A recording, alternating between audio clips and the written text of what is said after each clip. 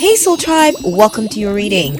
Today we're going to be taking a look at how you are traumatizing your haters, okay? And this reading was inspired by Jaylene's Tarot. I recommend you check out her channel. She does some great readings. I love her content. I do binge her content occasionally, so be sure to check her out. But the question we're going to be answering here today, my beautiful viewers, is how are you traumatizing your haters, okay? Before you are 4 piles to choose from. Pile 1 is from the Stoller Tarot. And along with the Stoller Tarot comes the pink. So you may be attracted to the Stoller Tarot or this pink star-shaped crystal. Pile 2 is from the Rosewind Tarot. Or you may be attracted to this aqua blue star-shaped crystal. Pile 3 is from the Everyday Witch Tarot, or you may be attracted to the clear-colored crystal, star-shaped crystal. And pile number 4 is from the Mahogany Tarot, or you may be attracted to the yellow star-shaped crystal. So you may make your choice based on what you see before you. You may be attracted to, for example, the Everyday Witch Tarot deck, which is pile 3, or you may be attracted to Stoller Tarot, which is pile 1, or you may be attracted to the yellow crystal, which is pile 4. Pick based on whatever you feel the most attracted to. If you're still not sure which direction to go, or you want to pick an additional pile, I've got your Zodiacs here for you to help you choose which of these will be yours. Okay, let's go ahead and begin. We have pile 1 is Cancer, Aquarius, and Libra. Pile 2 is Pisces, Leo, and Taurus. Pile 3 is for Aries, Capricorn, and Virgo. And pile 4 is for Sagittarius, Gemini, and Scorpio. So take your time, pause if you have to, make your choice or choices, and I will see you at your chosen reading or readings.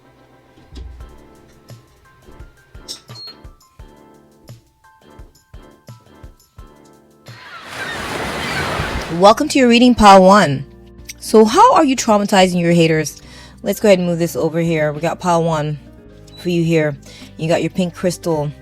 You may or may not have chosen the Cancer, Aquarius, or Libra signs, but you ended up with them anyway.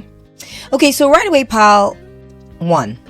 I feel like this person might have hurt you by being unkind to you. Okay, unkind. They weren't gentle. They were the opposite of gentle. They were not loving. Perhaps they didn't trust you when maybe you did deserve trust. Because I see that you got a pink here.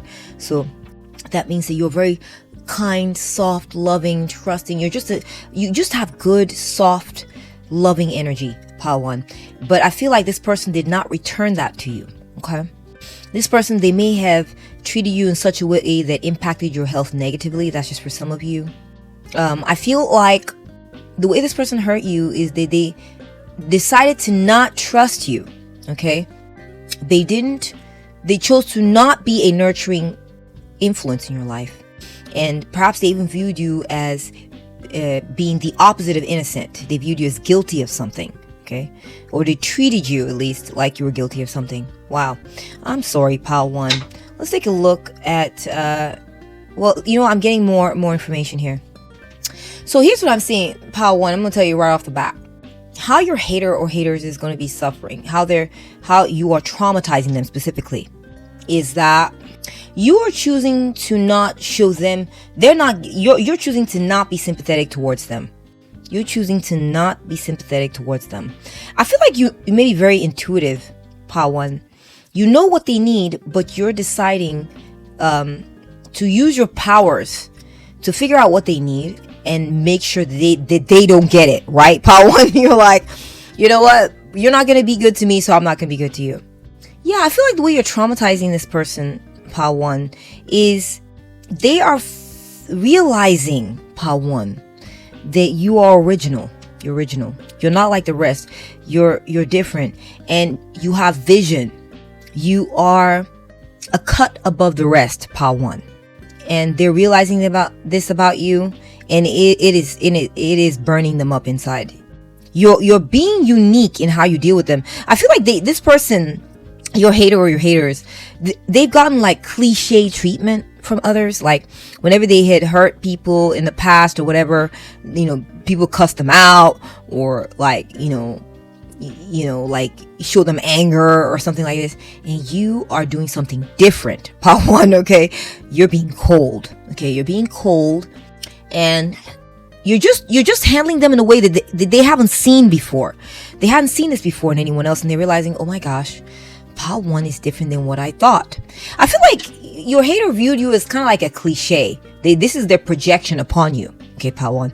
They viewed you as like a cliche, like, oh yeah, they're probably gonna be ghetto, or they're probably gonna get angry, or they're probably gonna cuss me out, or they're probably gonna send me rude emails. Like, no, you handled them with class, aplomb, and you were cold. Okay. Wow, part one.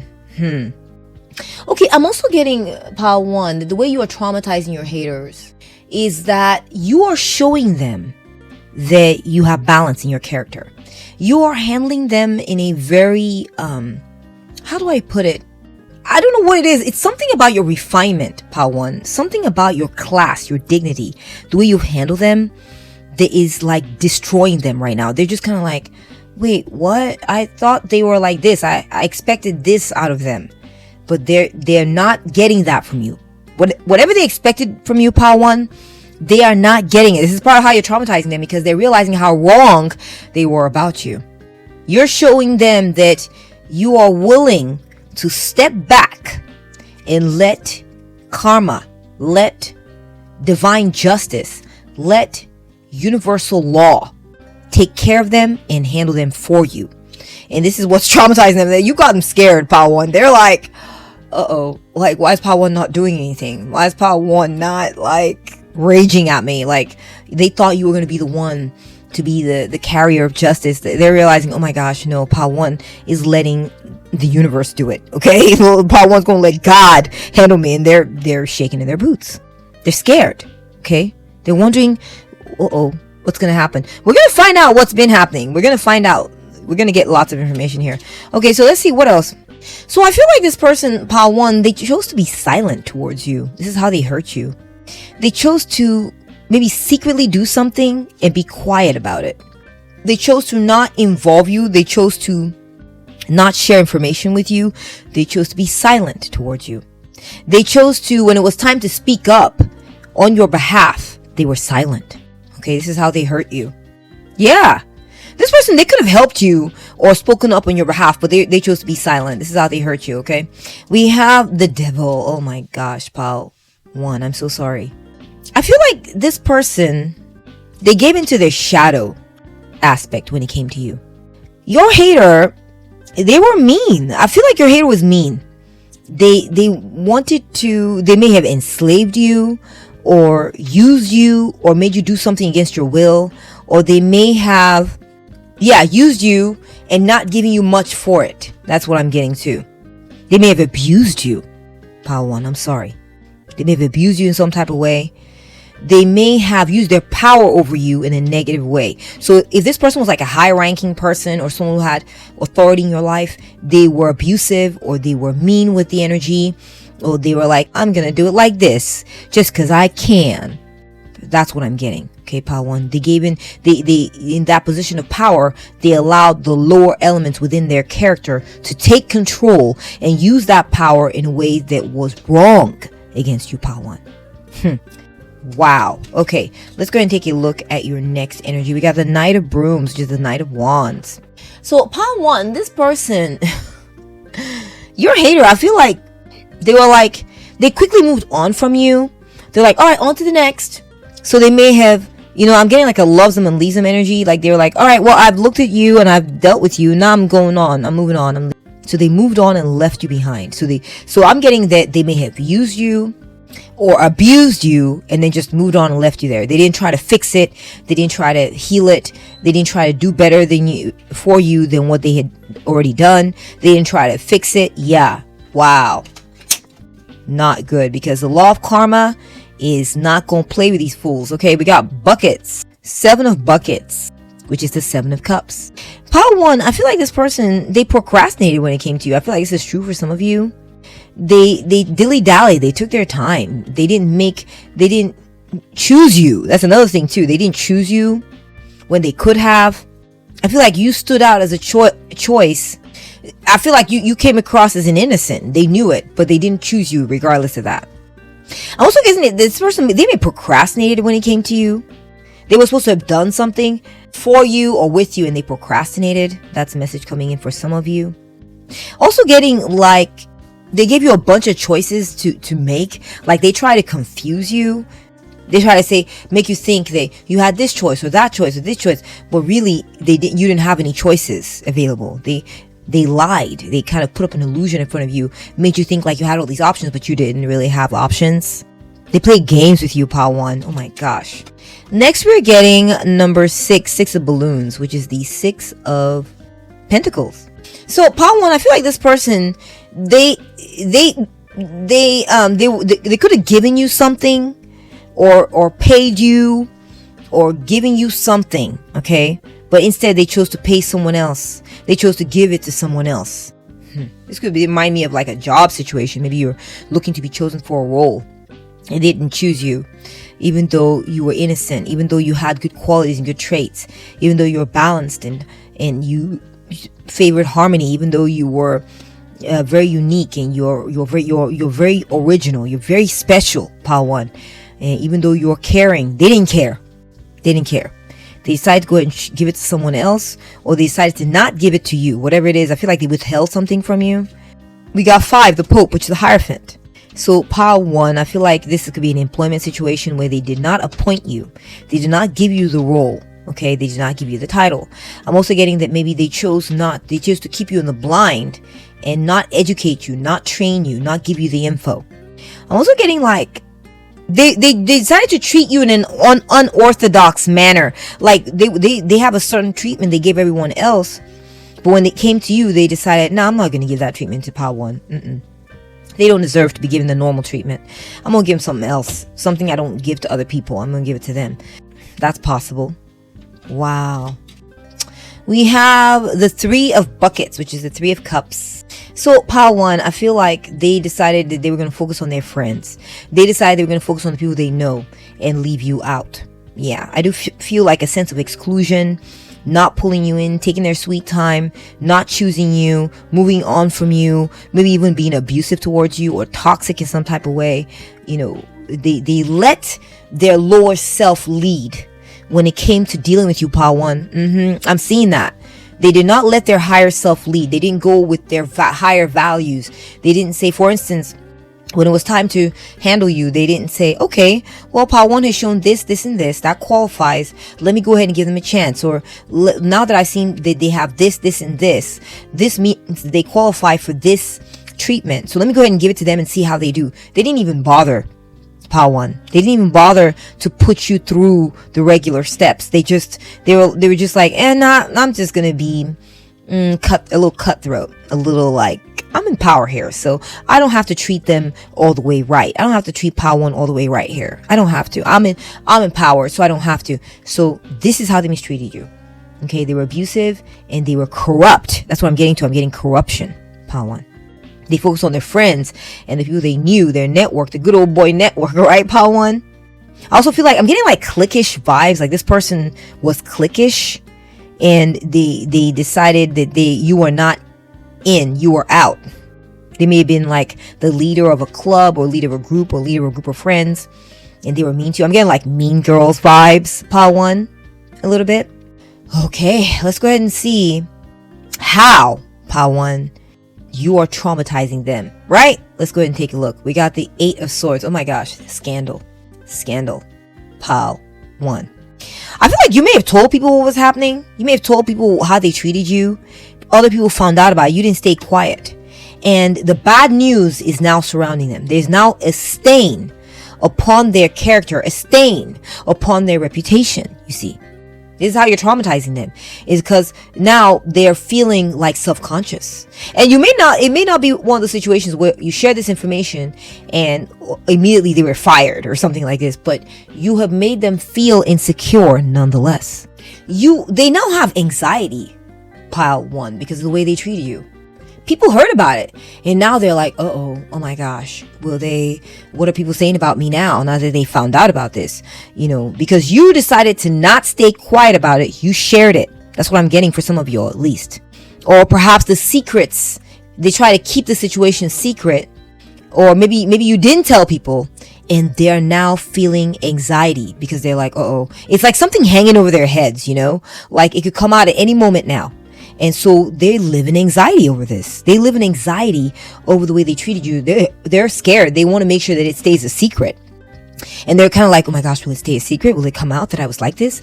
So the uncertainty keeps them scared. This is a trauma that they are undergoing. Pile 1. We have the world. Pile 1, you went on to be successful anyway. You're successful anyway, Pile 1. You don't need them to be accomplished in this world. You don't need them. They're realizing that. It's either you got out of their grasp, and you're successful anyway, or maybe you are still under their power, but you are killing it, Pile 1. You are successful, you're shining, whether or not you know it, you are accomplished. And they thought that the power they had over you, they could use it to sort of suppress you and keep you from succeeding, and you succeeded anyway, Pile 1. You succeeded anyway. And they're like, what? You have harmony, you have fulfillment, and you completed what it was that you set out to do, regardless of them breathing over your neck, trying to limit you or in some type of way, or thinking that they could abuse you to the point where you'd give up, or they would hobble you. They didn't hobble you enough. They didn't do a good enough job, Pile 1. Okay? You're making them feel like they're not as powerful as they thought they were. And your success is proving to them that, hey, they may have let their lower self lead, but you triumphed anyway. You accomplished what you set out to do anyway. And this is traumatizing them. They're traumatized by this because it is a power high, right? Pile 1, they were high on the power they held over your head. And you've deflated that sense of power by showing, I'm successful, I'm doing great, I have a lot of things I'm doing, I'm reigning supreme, I'm accomplishing things regardless of whatever it is you're doing here, hater. Okay? Alright, let's go ahead and move on to the next card. We're getting the 10 of buckets, the 10 of cups. Yeah, you're traumatizing your hater, Pile 1, because others have accepted you. Others are including you. Others are marrying you.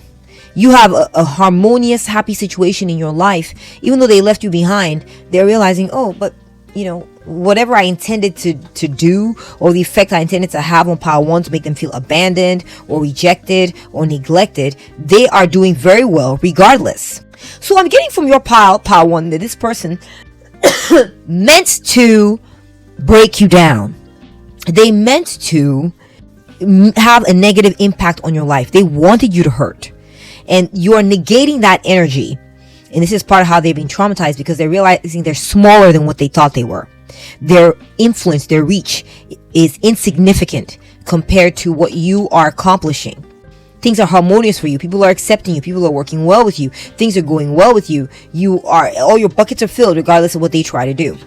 We have the Hermit. Yeah. So, Pile 1, I'm seeing that this person didn't choose you. And how you are traumatizing them is that they are lonely. Pile 1. They're lonely. They're realizing, oh my gosh, I didn't choose Pile 1, but who the heck am I going to choose? Right? I feel like this person may be overly picky. They may be overly picky. And their pickiness has isolated them. And because they didn't choose you, the effect it's having upon them is that they're by themselves in this freezing, lonely mountaintop, waiting for the right one to come around. And the right one never comes around because they didn't have the eyes to see that you were the right one, or that you were a right one, right, Pile 1? So how you're traumatizing them is you are no longer giving them your energy. You're no longer, like, the moment they decided they were not going to choose you, the moment they decided they were not going to make a choice, the moment they decided they were not going to wrap this up and make it a reality, is the moment you decided, I'm done with you. I will never, or A, speak to you again, B, be your friend, or chat with you, or be social with you, or make you feel like you got company, or make you feel like be socialized with you, okay? Or C, I will never again guide you or help you. You may have been a helper to this person. You know, Pile 1, and this may not be true for all of you, but for a few of you, you were a guiding light for this person, Pile 1. Or you had the ability to guide and show them some things. And the way you're traumatizing them is your powers are not available to them. Maybe they never were, but if they used to be, available to them, it no longer is. This is how they're feeling traumatized. They're feeling like, where's Pile 1 to guide me? Where's Pile 1 to show me the light? Where's Pile 1 to show me what's happening? You're like, nuh-uh. I'm far removed from you now, and I'm keeping my light to myself. I'm keeping my light to people who actually value, cherish, and respect it. You're not casting your pearl before swine, Pile 1. This is how they are feeling traumatized by you. We have the 3 of balloons, which is the 3 of pentacles. So Pile 1, they chose to go ahead and pay someone else. They chose to go ahead and hire someone else. They chose to go ahead and give their money to someone else. The way you're traumatizing them, Pile 1, is that you have taken your professionalism, your talents, your qualities that are amazing, Pile 1. You brought something serious and major to the table. You've taken it somewhere else. You're working with other people and you're applying your talents somewhere else. And in the meantime, they have given Pile 1, this is funny as hell, right? But they've decided to pay someone who is lacking, yes, in skills, talents, and qualities that they need. They're not getting from the person that they chose to patronize. Okay, they're not getting it. You've taken those talents that were solid, dependable, somewhere else. Also, there's a more specific message coming through. I'm getting Pile 1 that well, first of all, you're isolating them. They're feeling isolated, Pile 1. Okay, this is how they're being traumatized by you. You no longer talk to them, so they're feeling alone, feeling this silence, and it's just like, oh, who am I gonna talk to now? It's almost like they expected this, choosiness over you, where they didn't choose you. They expected you to be talking to them and asking them questions, and instead you're like, oh, you didn't choose me? Well, bye. Silence, radio silence, Pile 1. And I think they expected something else. They expect you to be maybe every month contact them and say, well, have you changed your mind? Did you find someone else? Or if you haven't found someone else, can you choose me now? What about me? Do you like me? They think, Pile 1, that they are master.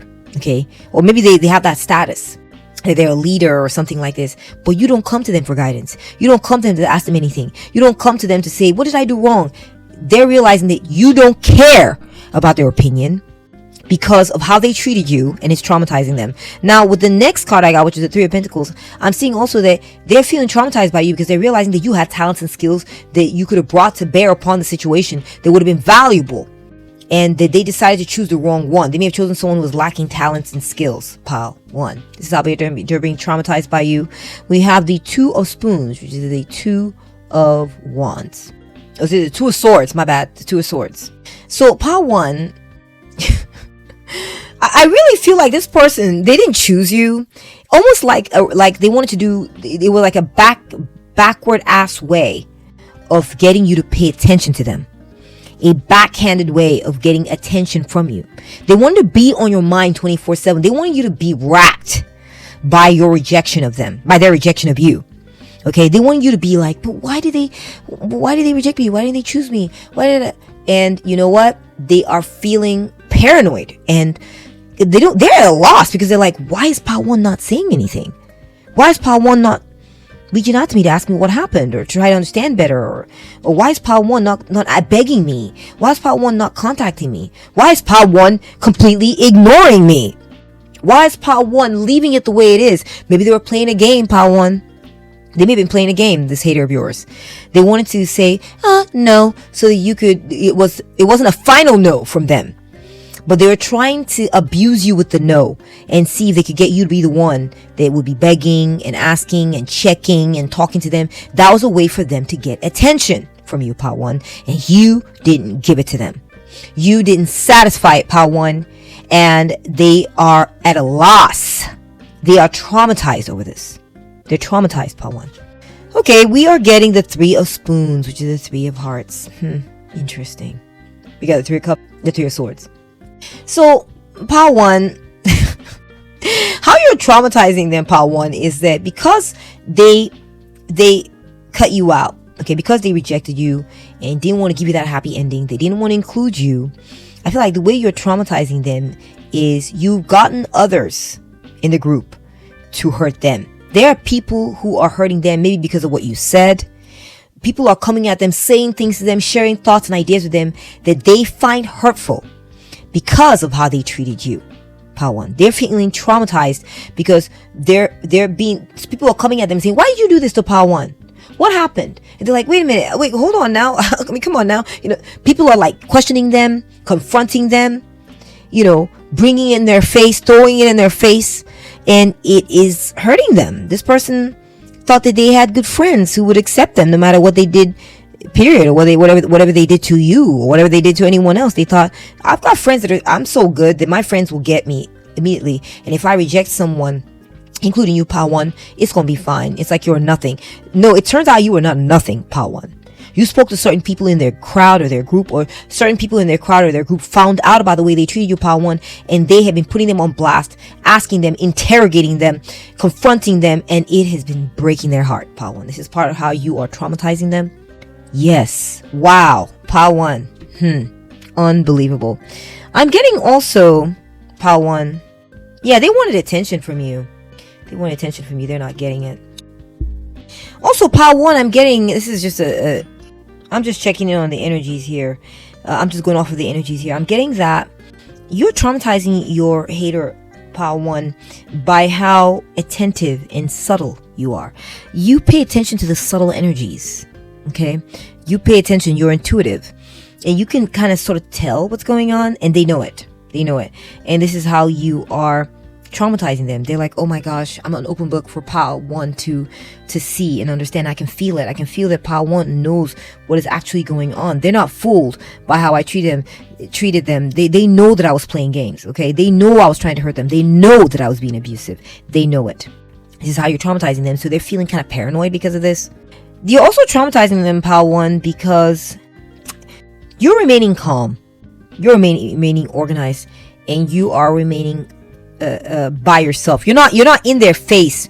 You're not talking to them. Like I said earlier, you're not talking to them, or you are not like questioning them about it, what they did and everything. And it was like a backward ass way to get attention from you. If they're not getting it, this is part of how they're being traumatized. Is they're not getting what they wanted from you.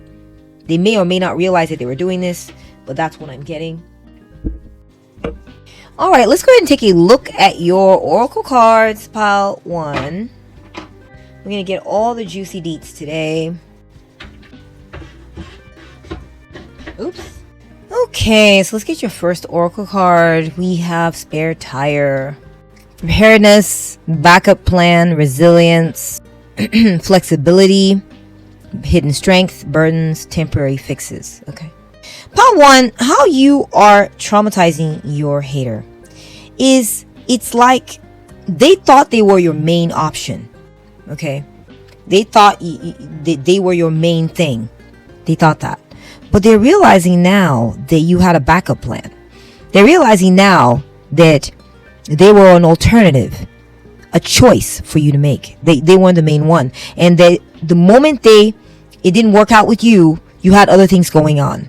You have other strengths. You have other plans. You have other stuff going on, and that you're able to survive and keep it moving on in your life without them. They're traumatized. This person, I feel like your hater, Pile 1, they're cocky. They really thought they were the main one. They really thought that you would be out of options, that the moment they reject you, or the moment things didn't work out between you and them, that you would be lost without them, you'd be stranded, or you would be unable to move forward in your life, and then you'd have to be like, what do I go now? What do I do now? And they're realizing that you had a spare tire, Pile 1. They're realizing now that you had other options, that you had other things to focus on. And this is traumatizing them. This is traumatizing them. They're realizing that they lost a good one. They lost someone who was capable, someone who had other options, someone who had backup plans, someone who was smart enough to know how to survive. Even when someone or something that appears to be the main deal doesn't work out, you know how to keep it moving. You have backup plans. You were smart enough for that. I feel like, Pile 1, the way you're traumatizing your hater is they're realizing they didn't have you all figured out like they thought. They didn't have you all figured out. They thought that they knew everything that was about you, all your strengths. They knew where you're coming from. They're like, yeah, I know. Pile 1's like this. Yeah, they have this strength. Okay, sure, whatever. I think that's it. It's a wrap. I figured it out. I don't want Pile 1, or I know what Pile 1's about. I'm good, or whatever.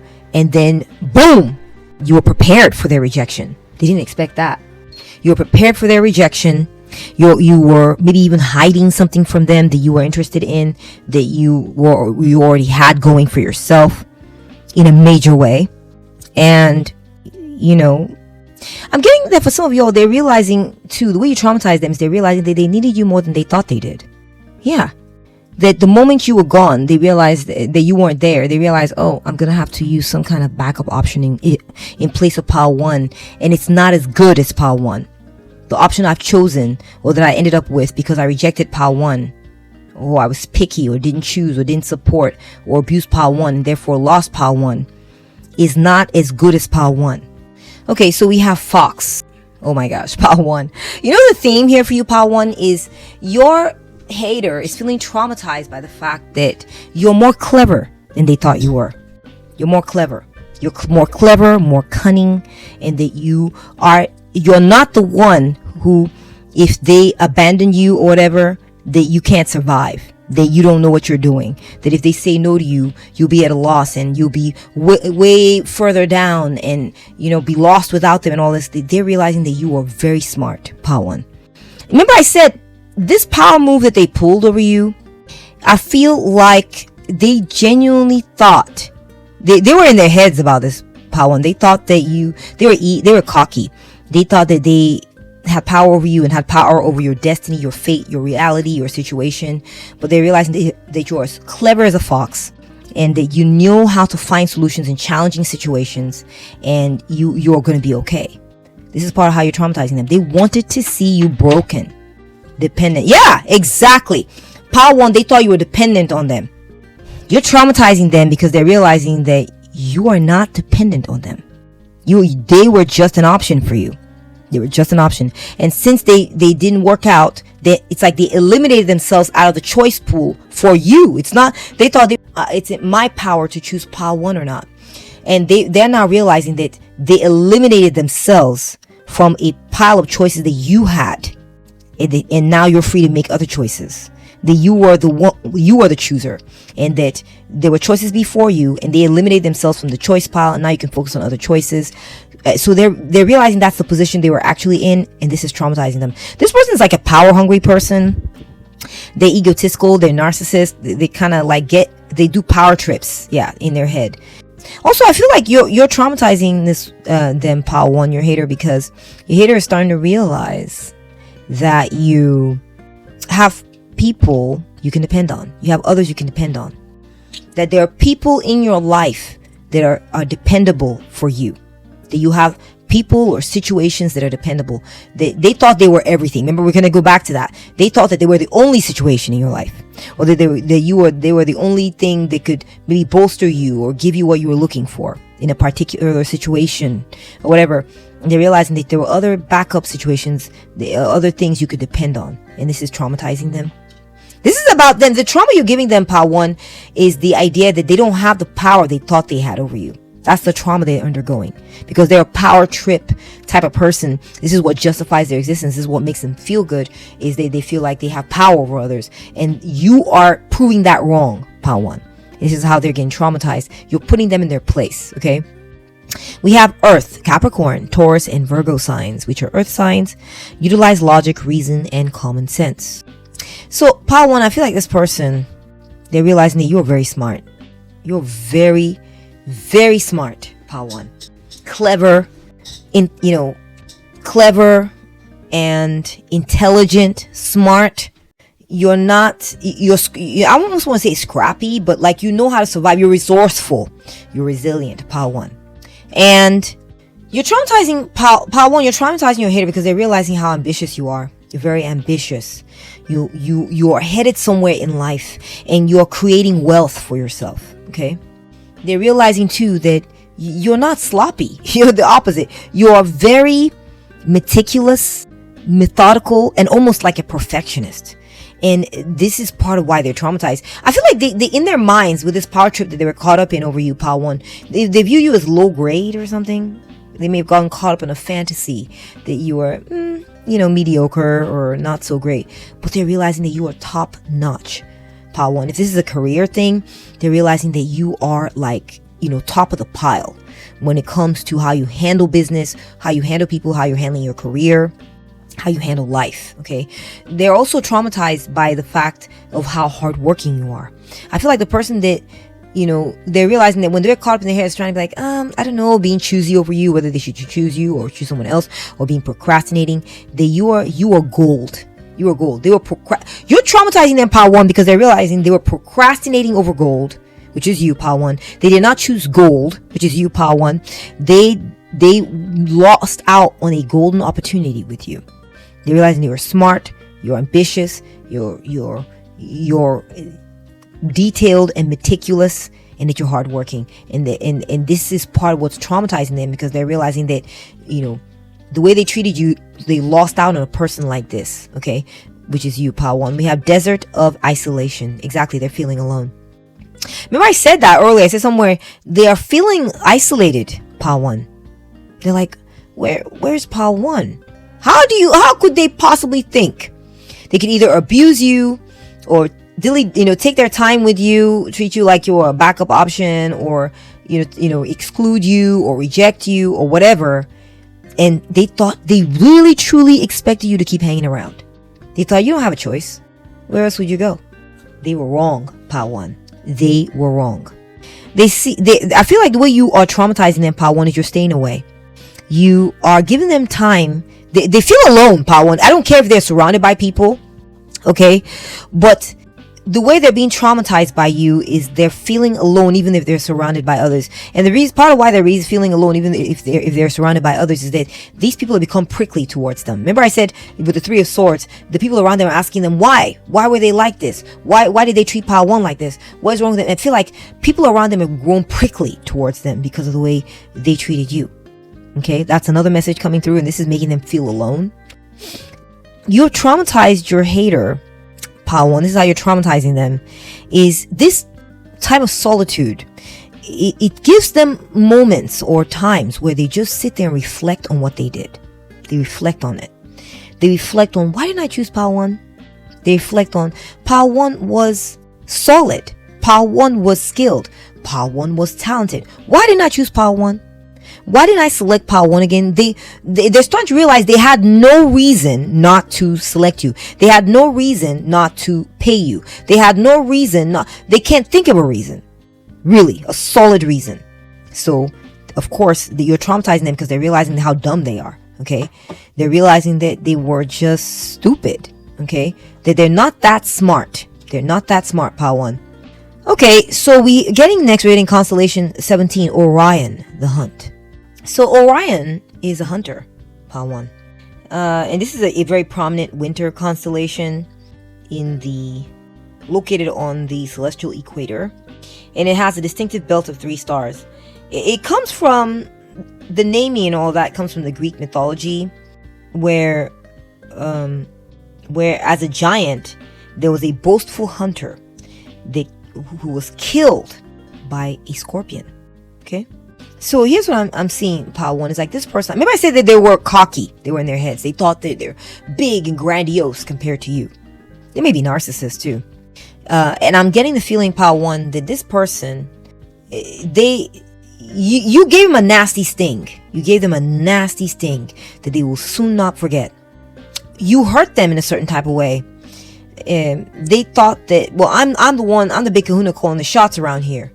But they've come to find out that you pack a punch, pile one. That though they viewed you as small and irrelevant, yeah, they did. They're realizing that messing with you yields painful results, painful consequences, okay? Because at the end of the day, the scorpion took down this big hunter with a bow and arrow that can take down big game, big kills. You are the scorpion, pile one, in this story. And they're realizing this about you now. This is how you're traumatizing them, is that you stung them in some type of way. And it hurts. It hurts, pile one. They may be big and towering over you. And they may have thought, well, that's just, pile one over there, a tiny little thing. But guess what? Pile one packs a punch because they got a stinger. And you stung them, pile one, in a very painful way.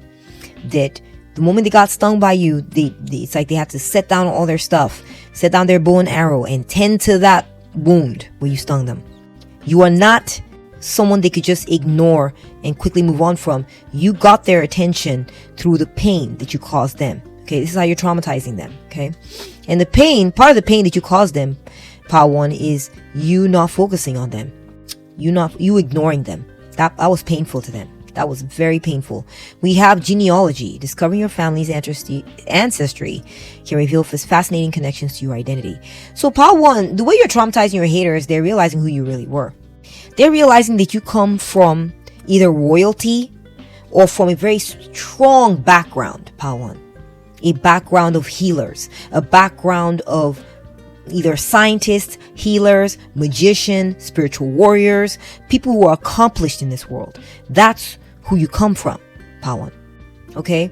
Or that you have a background history within that situation that you're dealing with them.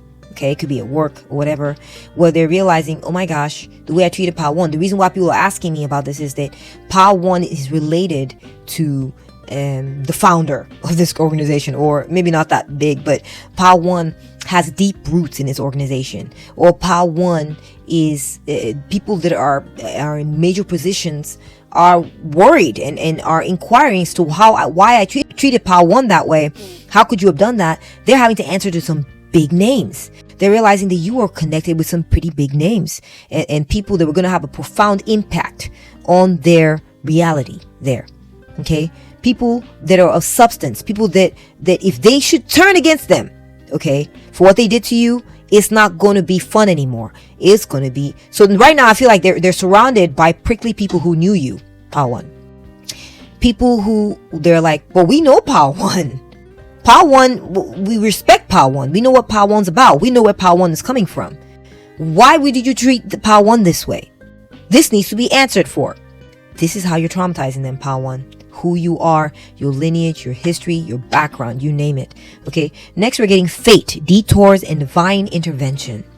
Pile 1, the way you treated them, Pile 1, the way you're traumatizing your hater, Pile 1, is there was something that happened that, you know, they can't say, oh, you did this, Pile 1, because I rejected you or hurt you or abused you, so you went and did this to me. You, Pile 1, you're the one who did this. Something big happened to them, something cataclysmic, Pile 1, that has shocked them to their base, shocked them to their core, and they're realizing it had something to do with you. They're realizing it, Pile 1. This is how you're traumatizing them. They're realizing, oh my gosh, I was not good to Pile 1, and I'm suffering this fate.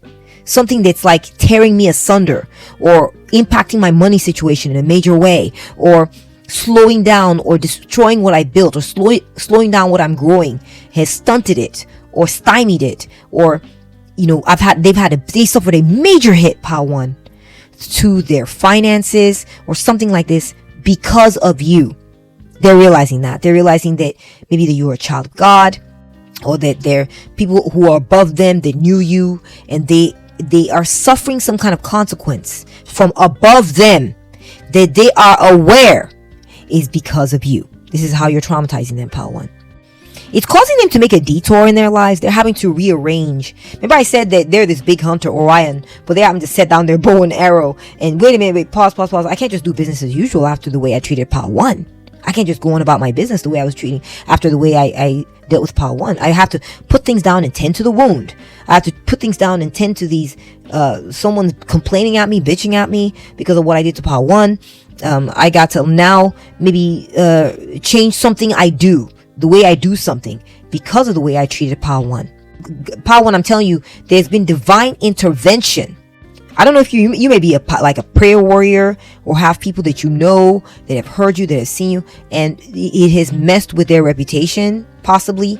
I'm also getting that they've had some sort of like stroke of bad luck that has messed with their situation, that they know in their gut is because of you and the way they treated you. We have 8. Your talent. We got I am successful. Oh my gosh, Pile 1. Pile 1. They are seeing that you continue to reach for your goals. You continue to thrive. You continue to succeed.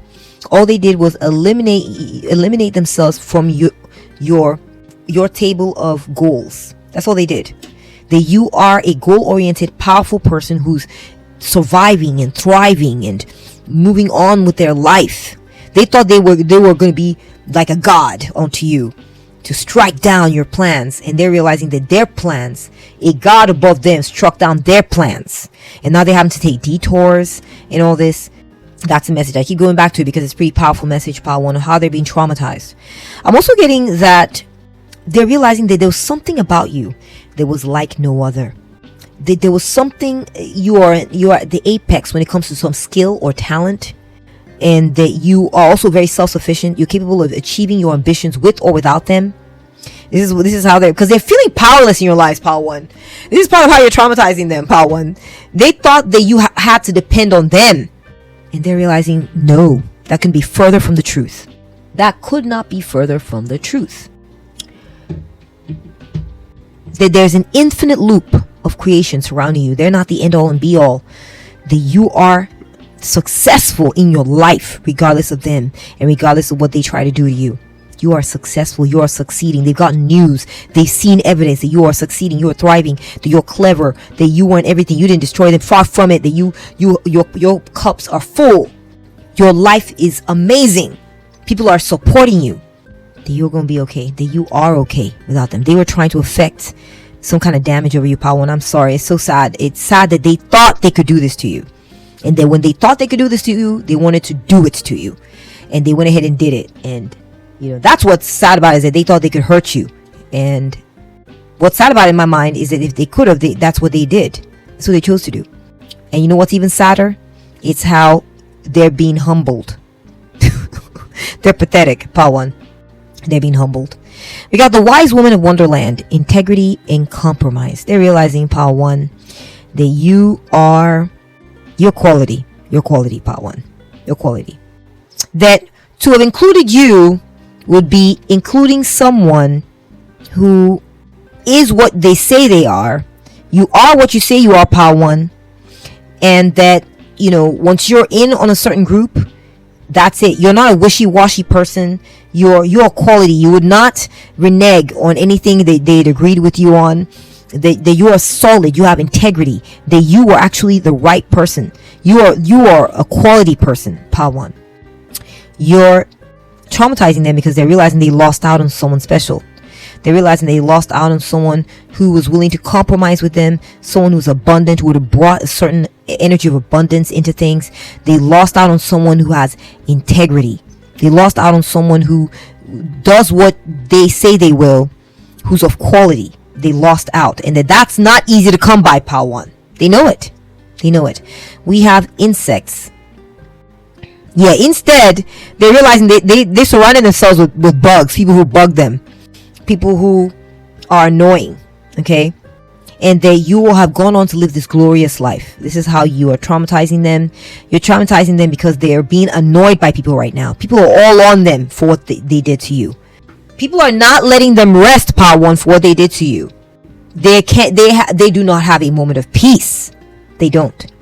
They're alone. And if they're surrounded by people, it's people who give them stink eye over it, people who question them over it, people who have gotten cold to them over it, people who are now, all of a sudden mean or prickly or cold or unfriendly because of the way they treated you. While in the meantime, you're off in your la-la land being serenaded, loved, celebrated, liked, yeah. And that people have left them alone to deal with annoyances. They're being annoyed on a daily. They're trying to smile through it, though. They're trying to act like, I'm fine, whatever, but they know it. They know that their body is crawling with insects and that they're stuck dealing with the mess, the consequence, the fallout of the way they dealt with you, okay? So I'm getting more stings, more bugs. They're being stung or stuck or spiked or poked or stabbed, little pricks. There's this energy of prick, poke, sharp object, pierce, like they're just being peppered with stings of people throwing shade on them, people talking crap about them, people asking them, putting them on blast for what happened. People all of a sudden their attitude's gotten colder, or they have more biting or sort of stinging words towards them all of a sudden. Like, what in the heck, because of the way they treated you, and they know it. This is how you're traumatizing them, Power One. We're getting resourcefulness. Yeah. Again, Power One, it keeps coming up. It keeps coming up in the cards. The reason it keeps coming up because that's exactly how they're being traumatized by you. Is they're getting to see that they lost out on someone resourceful. They're getting to see that they lost out on someone who could survive without them. That they didn't have as much power over you as much as they thought. They didn't.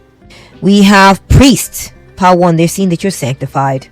They're traumatized because they're realizing that the priest of the community has said about you, they're a good person. Power One's a good person. Power One is good in my book. This is how you're traumatizing them. They're realizing that people in high-ranking position, spiritual leaders, are approving of you and telling your hater that they like you. They also seen Power One. They're traumatized because they're realizing that you're very spiritually powerful, that you are sanctified, that you continue to study the spiritual text, that you are truly righteous and truly devout. You're devout, Power One. And they're traumatized by this. They're realizing that you're a genuine follower of whatever your religion or spirituality is, that you're not a faker, that you're not here today, gone tomorrow, you're the real deal, and that people approve of you. We have the LARPer. Power One, the way you're traumatizing your hater is you're making them feel like a fake. Power One, you're making them feel like they're just pretending. They're like an interloper. Okay, they're just putting on the clothes and trying to act like they belong, but you're original. Power One, they're realizing that you're original, that you're either part of the old school of whatever it is that they're doing, or that you have, whatever realm that they're in, that you are of the old school, that you come from a long line of people that actually truly belong there, that they're just copying or interloping or taking up space. You're traumatizing them, Power One, your hater, because you're making them feel like they're just an interloper. You're making them feel like they're just, playing dress up condition. You're giving them that complex. What is that complex where you feel like you don't belong? You're giving them an inferiority complex, Power One. I'm also feeling like you're giving them this, what's that word? You're making them feel like a fraud, Power One. Imposter syndrome. That's what. Yes, exactly. It's like imposter syndrome. You're making them feel like an imposter, like they don't actually belong there, because of.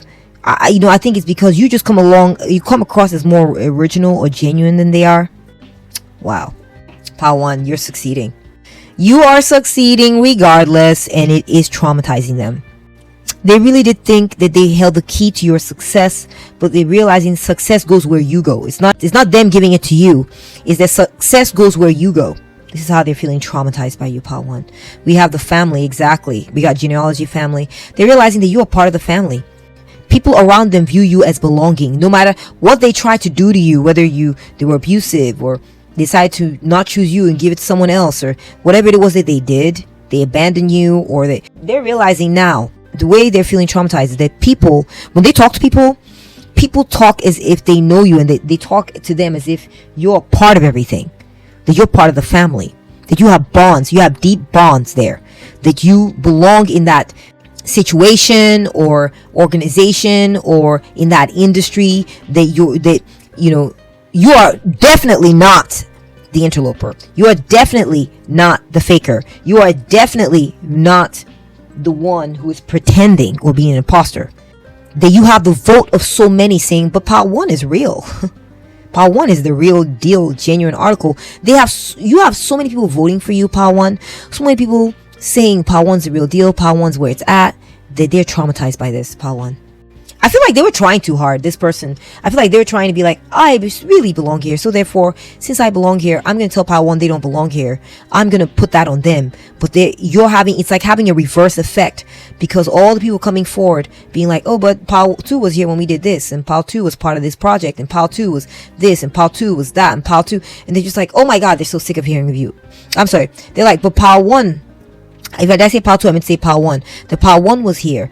You might want to watch Power 2 for another message. But Power 1 was here. Power 1 was part of it when this thing was coming off the ground. Power 1 is integral. Power 1 belongs. Power 1, we bonded with Power 1. Power 1 was part of this and Power 1 was part of that. They're so sick in hearing of it, Power 1.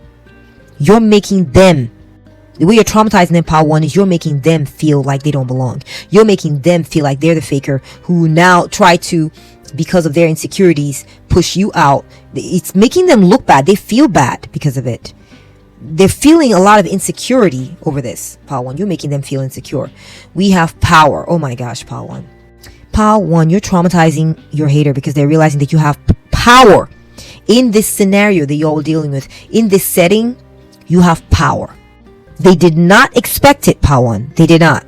They thought, they maybe ended up in a position over you somehow, and they let it get to their head, Power One. They thought, well, if I have the option to not choose Power One, I'm not going to choose Power One. Let me go ahead and choose whatever, or do whatever, or not bother choosing Power One, or just procrastinate if they get frustrated and leave, or whatever it is. And they're realizing now that you had power in that scenario. You did. There's nothing they can do about that. Wow. And we're getting Aries again, which we saw Aries earlier somewhere, didn't we?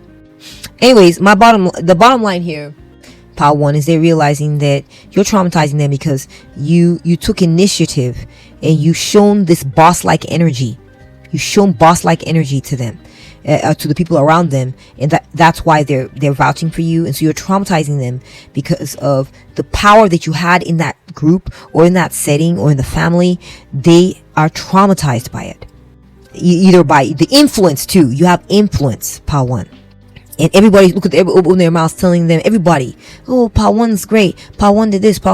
So many faces. And they're just kind of like, oh my God. You're making them feel small, Power One. They are feeling traumatized by this. We have Snail. Power One, things are going real slow for them. I feel like the way you're traumatizing them is that people used to rush towards them. People used to hurry to come take part in whatever they were saying. All right, let's do this, let's do that. People would always hurry. People would always be eager. People would always be enthusiastic. Now everyone's going slow around them. Now things are going slow for them. Maybe it's you. Maybe, the way you traumatize them, it was when they call out to you or when they send you messages, you're slow to move in their direction. You're slow to respond. This is how you're traumatizing them. You're taking it easy in life. You're not stressing. You're not hustling. No. This is how you're traumatizing them, is that you're not slow. Either you are not quick to respond to them or others are not quick to respond to them. We're getting number 16, a charmed leap. So, Power One, the way you're traumatizing your hater, I don't know what it is. I feel like you may have gotten a promotion regardless of what they did to you. Or you may have avoided something. Maybe I said this might have been a game where they want to say no to you so they can manipulate you into something else, to accept something lesser or something like this. They're like, all right, since you're not saying you didn't accept me, I'm leaving. Maybe they expect you to accept a lower position or accept lower pay, or come crawling back begging and saying, pay me anything, I'll accept anything, I'll accept any position, I'll accept whatever you give me. And you leapt, Power One, over all that, away from them. And they are traumatized because you avoided them. They're traumatized that you avoided their energy, that you don't talk to them, that you ignored them, that you leapt over them and moved on to a charmed life. Okay, this is how you're traumatizing them. I feel like this person, they were on a power trip, like I said, and they wanted to sort of subjugate you and bring you down to a lower level to do some things, and you were like, no, I'm good, bye. You just leapt over them. Either that, or you leapt over them and ended up getting the position anyway, either with them or somewhere else, or something. Whatever it is that they thought they were withholding from you, you ended up jumping somewhere else and getting it from somewhere else, or you're living a charmed life regardless, or something like this. And this is how you are traumatizing them. It shocked them to their core. You have shocked them to their base, Power One. You shocked them with your athleticism. Perhaps you're very athletic and you're very flexible, and they see you doing yoga, you're taking good care of your body. This is how you are traumatizing them. I'm also getting you're traumatizing them, Power One, because of for some of you it's your looks, your youthfulness and your longevity. Okay, you have nice teeth, you have a nice smile, your lips, you're beautiful, your skin is, regardless of your age, you're holding up really well. You look nice, young, and they're traumatized by this. We have Leo, self-confident. Move this over a little bit. Oops. Loyal and creative. Yeah, we got creative energies. Yeah, they're realizing they did not cramp your style, Power One. That's what they're realizing about you. They're realizing that, I remember I said they were kind of like they want a covert, low-key campaign to sort of cramp your style or lower, pop your balloon. They thought that you were being egotistical. They want to like pop your balloon and lower you, make you feel like, humble you. They wanted to humble you. And they're realizing that they didn't have that effect. They're realizing they had no impact on your self-confidence. They wanted you to feel less than, and they're realizing that you are not losing your self-esteem. You're staying strong as ever. People are remaining loyal to you. This is another way you're traumatizing them. And your creativity is just as powerful, just as strong. You know how to get on and get about your life, and you're creating amazing things elsewhere, living a charmed life, having stellar successes in other aspects or in other somewhere else, or you are succeeding despite what they try to do to you, maybe possibly still in that realm with them. Okay. Next, we're getting fear. They're afraid of you, pile 1. They're living in fear, pile 1. This is how they're, you're traumatizing them, is they're living in fear because of the consequences of the way they dealt with you and how people are dealing with them. It's making them, they're realizing that you had power. They're afraid of what you're going to do next. They're afraid of what else is going to happen as a result of what they did to you, of how they hurt you. They're like, oh my gosh, what? They're in fetal position wondering. It may not be physically, it could be symbolic. They're wondering, oh my gosh, what's going to happen next? Oh my gosh, I'm in hot water. What else is going to happen? People have been, questioning me about this. People are ignoring me. They're not talking to me. Things are not going the way I planned with pile 1. I thought they would come crawling back, begging for something, begging. They're not doing that. They're making me feel like I'm a fake. People who are in position of power have approved of them. Oh my gosh, they're living in fear over you, pile 1. Okay, about you and the way they treated you. We have now I pull these 3 additional cards, pile 1, on just some sort of higher perspective on all this. Why did you have to deal with this person? Why? What is the why behind this, right? From a universal perspective, on a grand scale. The first thing I'm getting here is to remind you of your power, pile 1. Yes, I feel like you were dealing this hater came into your life to teach you that you are powerful, pile 1. To remind you of just how powerful you are, that, and to also show this person how powerful you are. This is part of it. They had to learn a lesson and learn that you are a powerhouse, and also to remind you that you're a powerhouse. This is part of what was happening there. We got to clear the path for something new. So for some of you, I did get the idea that you may have moved on from this situation to some other situation or some other person, and this was a way for you to. This hater, they were an agent of clearing out the old, of what was not worthy of you, to get you to move on to something that was, okay, something that would truly be worthy of you. Maybe this situation that you're in is not as great as you were thinking, or maybe it was time for this. It was just there for a time or phase to set you up for something greater. And so this hater was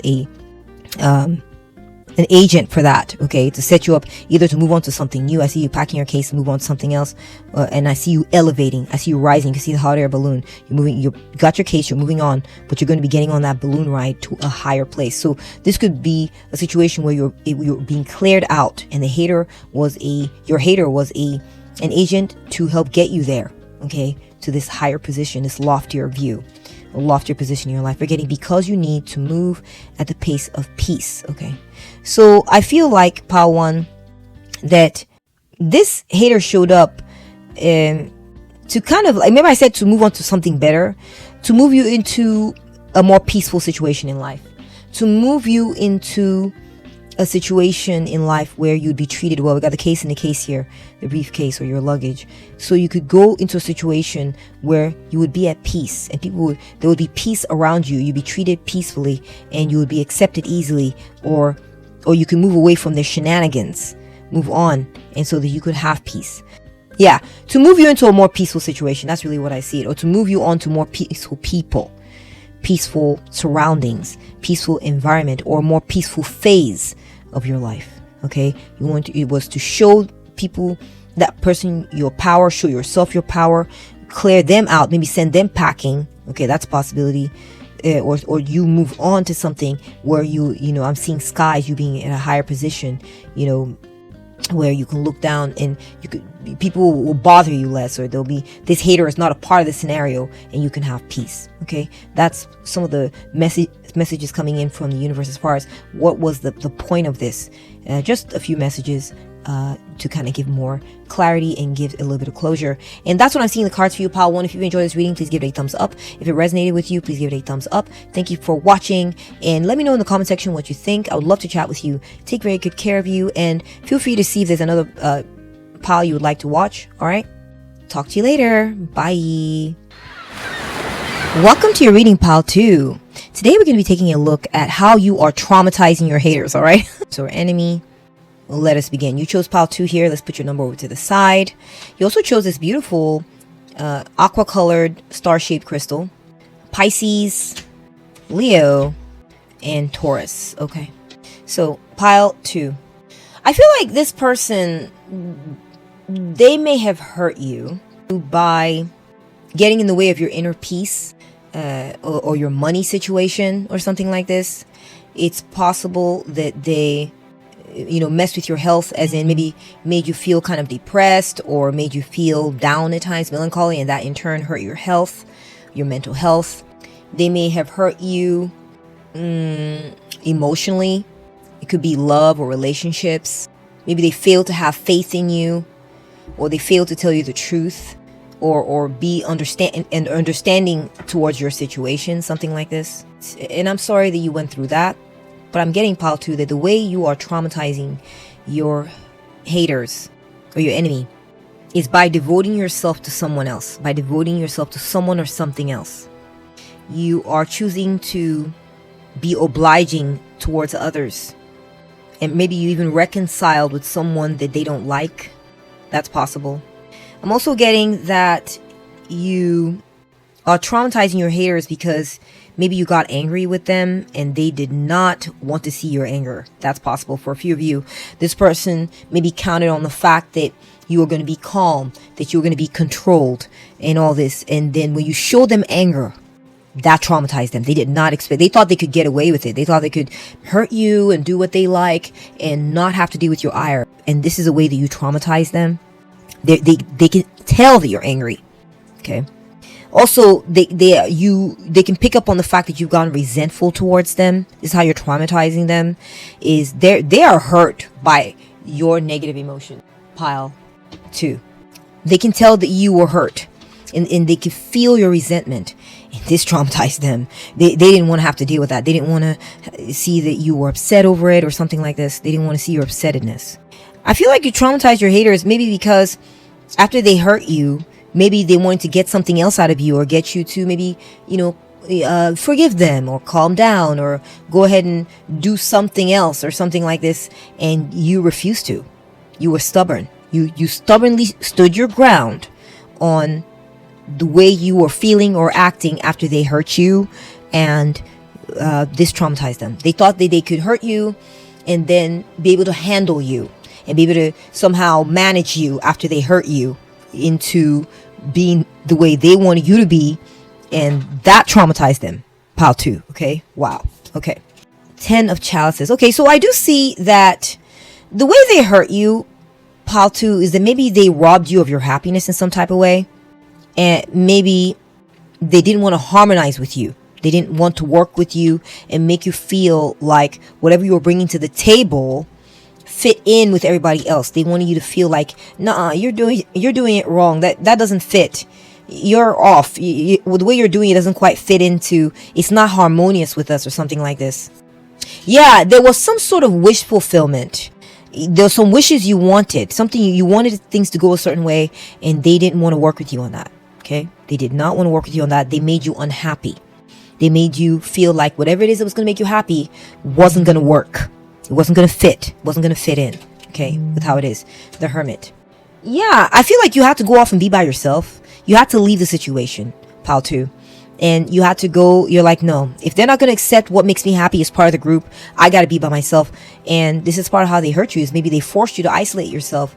Or maybe they made you feel like, they kind of like, made you feel isolated, or made you feel like you didn't belong, and so you had to remove yourself. Or maybe because of the way they acted, like there wasn't any room for what makes you happy, this made you feel isolated. This had the effect of making you feel isolated. This had the effect of making you want to pull away and be by yourself instead of being one with the others and being part of everything. This may have impacted your money situation for some of you. So I feel like this could have been a mother figure that did this to you, pile 2. This could have been a mother figure, or someone who was supposed to be welcoming, supposed to be nurturing. It could be a stepmother, stepsister, mother, sister. And if it's a family member, I'm sorry about that, pile 2. That can be really rough. This could also be a woman in a position of power over you, okay? Someone who was supposed to be taking care of you.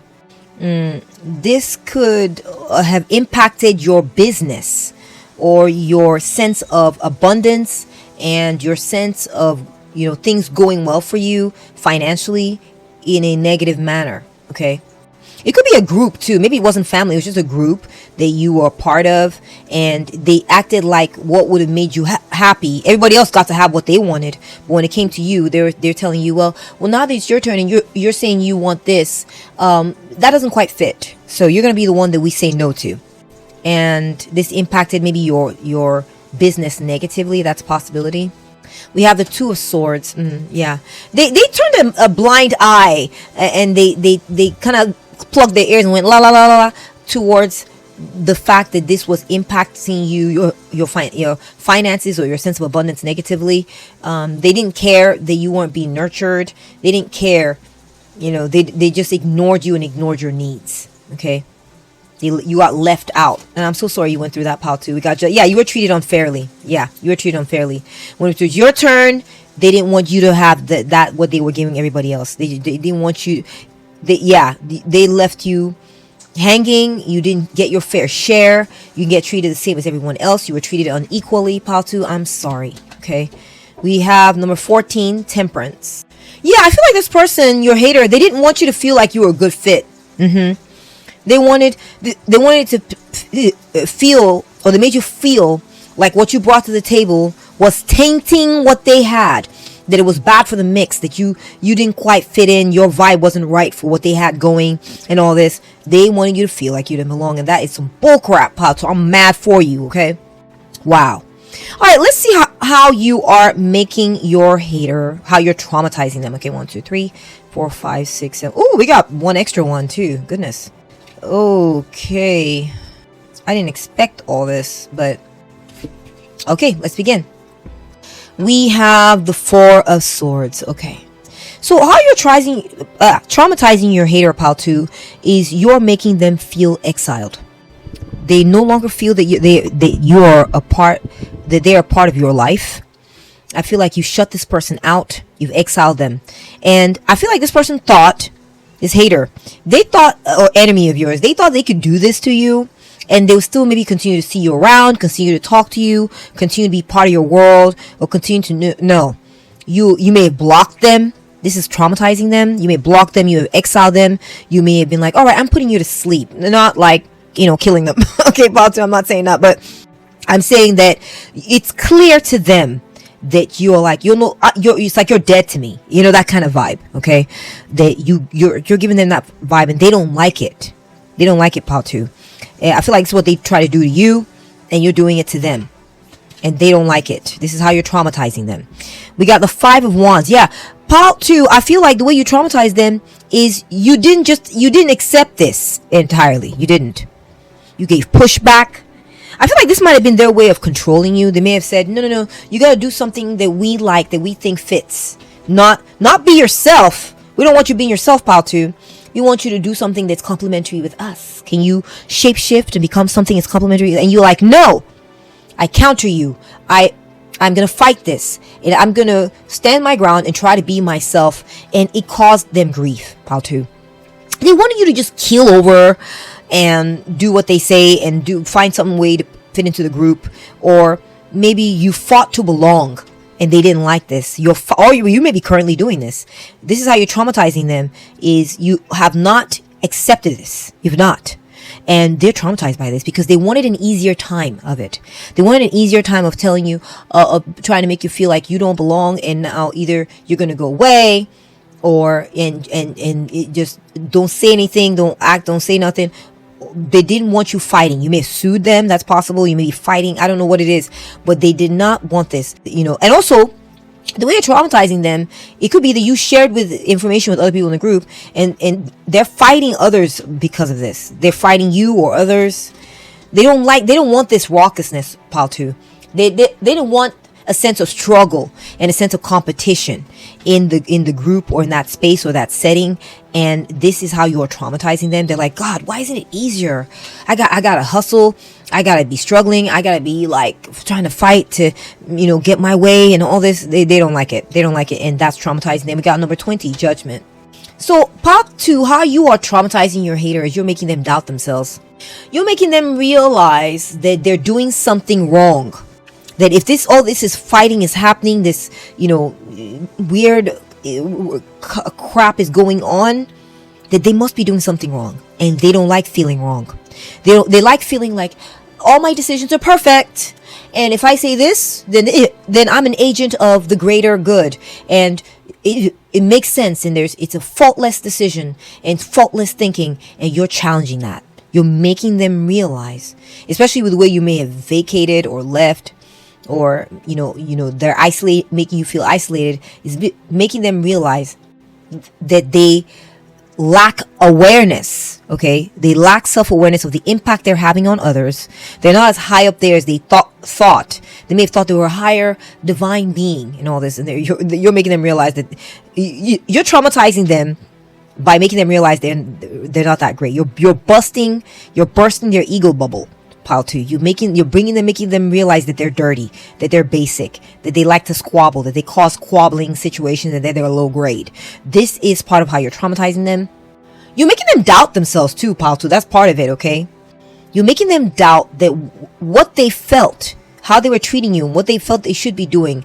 You're making them doubt, like even being in that group altogether. You're making them doubt their presence there. You're making them doubt how they're handling things. You're making them doubt their own impulses, decisions, their thinking, their sense of self-esteem, how they estimate themselves. You're making them doubt all of it. And this is how you are traumatizing them.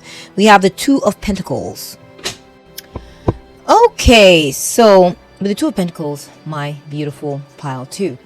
You're traumatizing your hater by making them feel disorganized and imbalanced. Okay, I think maybe before all this started happening, they felt like they had it under control. Yeah, I do Peter, I do Paul, I do up, I do down. I'm graceful, I'm dancing, I'm elegant, I can handle it all. You're discombobulating all of that. Pile 2. You're traumatizing them because you are causing a loss of balance within themselves. And it's causing them to feel disorganized, and they're starting to get overwhelmed. They can't, with all this going on, it was fine before, but now with them causing this issue with you, the way they mistreated you and the way you're responding to it, or the way the ripples of negativity that it has caused in their lives, it's making them feel like they're overwhelmed, like they can't handle it anymore. They're starting to feel like things are all discombobulated and they can't hang. This is part of how you're traumatizing them. It's stressing them out big time. They don't like it because things aren't smooth anymore like it was. Things aren't flowing like it was anymore. Okay, the things they were doing before and getting away with it, you're not letting them get away with it anymore. They're realizing, oh my gosh, this is untenable. I can't keep going like this. This is how they're feeling. So you're traumatizing them. We got the 4 of Wands. Yeah, it's no longer business as usual for them, Pile 2. No longer. I feel like the sense of community, home celebration has been ruined. Okay, I feel like it's got a taint to it now. They just wanted to have this, oh, we just get together, we're innocents, we just love each other, and it's just like this. It's very easy, and we just get together because it's naturally just flows together, and blah blah. It's not like that anymore, Pile 4. Okay, I mean Pile 2. You may want to watch Pile 4. It's not like that anymore. What has happened now is that you have stopped supporting what they do. You've removed your support. There's conflict within the home now. I feel like, this conflict that has come into the home life is traumatizing them. They really prize themselves on having this peace of mind and happy flowing things. And they thought they could, make it uncomfortable for someone else, and thought it would just keep on going smoothly like it was. Not going to happen, Pile 2. This is how you're traumatizing them, is that things are not flowing smoothly as they were. They're disturbed by it. It stresses them out. They don't like it. Okay, this is really bothering them. We have the 3 of Wands. Yeah, you're no longer there for them, pal, too. That's what I'm getting, is that you're like, oh, so how I want to do it, the things that make me happy are not included, right? There's no space for me here, right? Well, guess what? I'm not going to support you. I'm no longer going to be here to support events. I'm no longer going to, make things smooth for you. I'm going to counter your decisions. I'm going to go against you. I'm going to question you. I'm going to compete with you. Yeah. I'm going to clash with you. And it's not smooth anymore. It's not copacetic and harmonious and all this. They don't get to have that anymore, pal, too. There's now obstacles. There's now delays. There's now frustration. There's obstacles to the smooth life they wanted. This is how you're traumatizing them, pal, too. It's not smooth anymore. It's now like, oh my gosh, I used to be able to just get everyone together. This is what your hater's saying, or your enemy. I used to be able to just get everyone together and do this and do that. But now it's just all so messy and it's so hard and I'm frustrated and, no, that's their lot because of, this is how you're traumatizing them. And it's all because they didn't want to make space for your happiness. What makes you happy? The Five of Pentacles, they're lacking in resources now. This is how you're traumatizing them. You're no longer supporting them. That's really what it comes down to, pal, too. You may have gotten others, too, to fight them, others to start pulling away, others to start not wanting to support what they're doing because they're now others have noticed, pal, too. That's a possible message for some of you. Others have noticed, pal, too, that this person does not support the happiness of others, including you. And so they're like, well, we're not going to be making it smooth then. I mean, it's not as smooth as we thought. Why should we be smooth for a system that is being run by someone who doesn't want to do things smoothly for everybody else? Why should it be smooth? So they're losing resources, they're losing support, they're losing reliable allies, they're losing you being a reliable ally, they're losing you throwing money into their situation, you're losing you bringing money to their situation, they're losing you being part of their events and all their celebrations of their milestones. They're losing a sense of self-esteem, their self-esteem, their self-worth. We got an additional one here. We got oh my gosh, pal, too, the way you're traumatizing your hater, and I didn't mean to get this, just came along with it. The way you're traumatizing your hater, pal, too, is that it's like you have messed with their sense of control over the situation. They no longer feel like they have control over things. This person used to prize themselves on, we have a smooth system here and I'm in control and I help facilitate, or maybe an administrator or facilitator or something, and it feels like now they feel like it's just getting away from them. All right, but the Two of Pentacles, this instability, this ungainliness, and them feeling like there's a loss of balance and things are disorganized now. It's like a wheel running out of control and they can't hold on to it anymore. They can't control it. This is how you're traumatizing them, pal, too. You're either, you've caused chaos. I'm sorry, pal, I don't know who you are, what happened, but it's like, the way you're traumatizing your hater is that they have a sense of chaos in their lives now. They have a sense of, it's not smooth anymore. This is how you're traumatizing them. Let's go ahead and take a look at your oracle cards. Let's start with this one. We're getting Seashell. I'm going to move it up a little bit. Let's create some room. We have Seashell. Unique qualities, divine feminine, recovery, blessing from divine, creation, ancestral wisdom, and adaptation. Okay. Paltu, you're traumatizing them because they lost out on your divine feminine energy. And you don't have to be a woman, you could be a woman, but, if you are a man, there's something about you that was genteel, that was kind, that was loving, that led to recovery, that led the healing energies. And I feel like they've lost out on this. This is how you're traumatizing them. There is no healing in the situation now. There is no recovery. It's not really recovered the way it used to be and all that. They've lost it. They've lost that yumminess, that goodness, that wholesomeness. It's lost. Okay. And the ability to recover from it has been diminished. This is how you're traumatizing them. Okay. It's possible that you've subtracted your energy from the group and you are no longer giving them all that goodness and all the blessings you brought into them, their life. It's gone now. You were like a magical seashell that showed up and you had these unique qualities that brought beauty into their world, and they no longer have it. They no longer have it because of what happened. Pile 2. This yumminess is gone and they're traumatized by it. You know what I think, Pile 2? I think they thought when you were there and all that good stuff was there, they thought, it's me. It's my energy. And maybe that was partly true. It was their energy partly because everything was working. So when everything's working and they're treating everyone right, then they get to have this. But the moment they decided they were going to be unfair to you and treat you different or not include what you were saying and the way you wanted to do things, is the moment they lost out. Pile 2, they're hurting because they've lost out on this beautiful energy that they thought was them. They're realizing, oh, it wasn't me. It wasn't me. It was the spirit of cooperation. That's what I was feeling. That's what they're realizing. Pile 2. Okay, you're traumatizing them by making them realize that that good, yummy feeling they used to have was the spirit of harmony and cooperation, not them. And at the moment they decided not to do that is the moment they lost it. The moment they lost control of the good things that were in their lives. Okay, we have void. Feeling like you're in a void, a sense of emptiness, a feeling of being lost. Yeah, I feel like, Pile 2, this may be a family member or someone that you have now stopped showing up. You've now stopped bringing your energy. I'm seeing their coffers are empty. You've now stopped throwing money their way. You've now stopped putting things into them. And they're feeling empty. They're feeling like, oh, where's all the stuff that I used to have and that I used to get? It's not there anymore, Pile 2. This is how you are traumatizing them. They feel lost, honestly, too. They feel like, well, where do I go from here? I used to have all this stuff to work with, and now I don't have all this stuff to work with. Where do I go from here? Okay, so this is how you're traumatizing them, Pile 2, with a sense of emptiness, perhaps with your absence, this kind of thing. We have study, office. Yeah, Pile 2, I feel like you're traumatizing your hater by choosing to focus on your schoolwork, your studies, and your work or your job or your career. You're making your life more about that now. Okay, you're making your life more about that, and this is part of what's contributing to the sense of emptiness, where you're no longer seen, you're no longer around, you're no longer putting energy into them anymore. This could be part of what's happening. You're traumatizing your hater by making them doubt that there's something about them that's appealing, that pulls you close.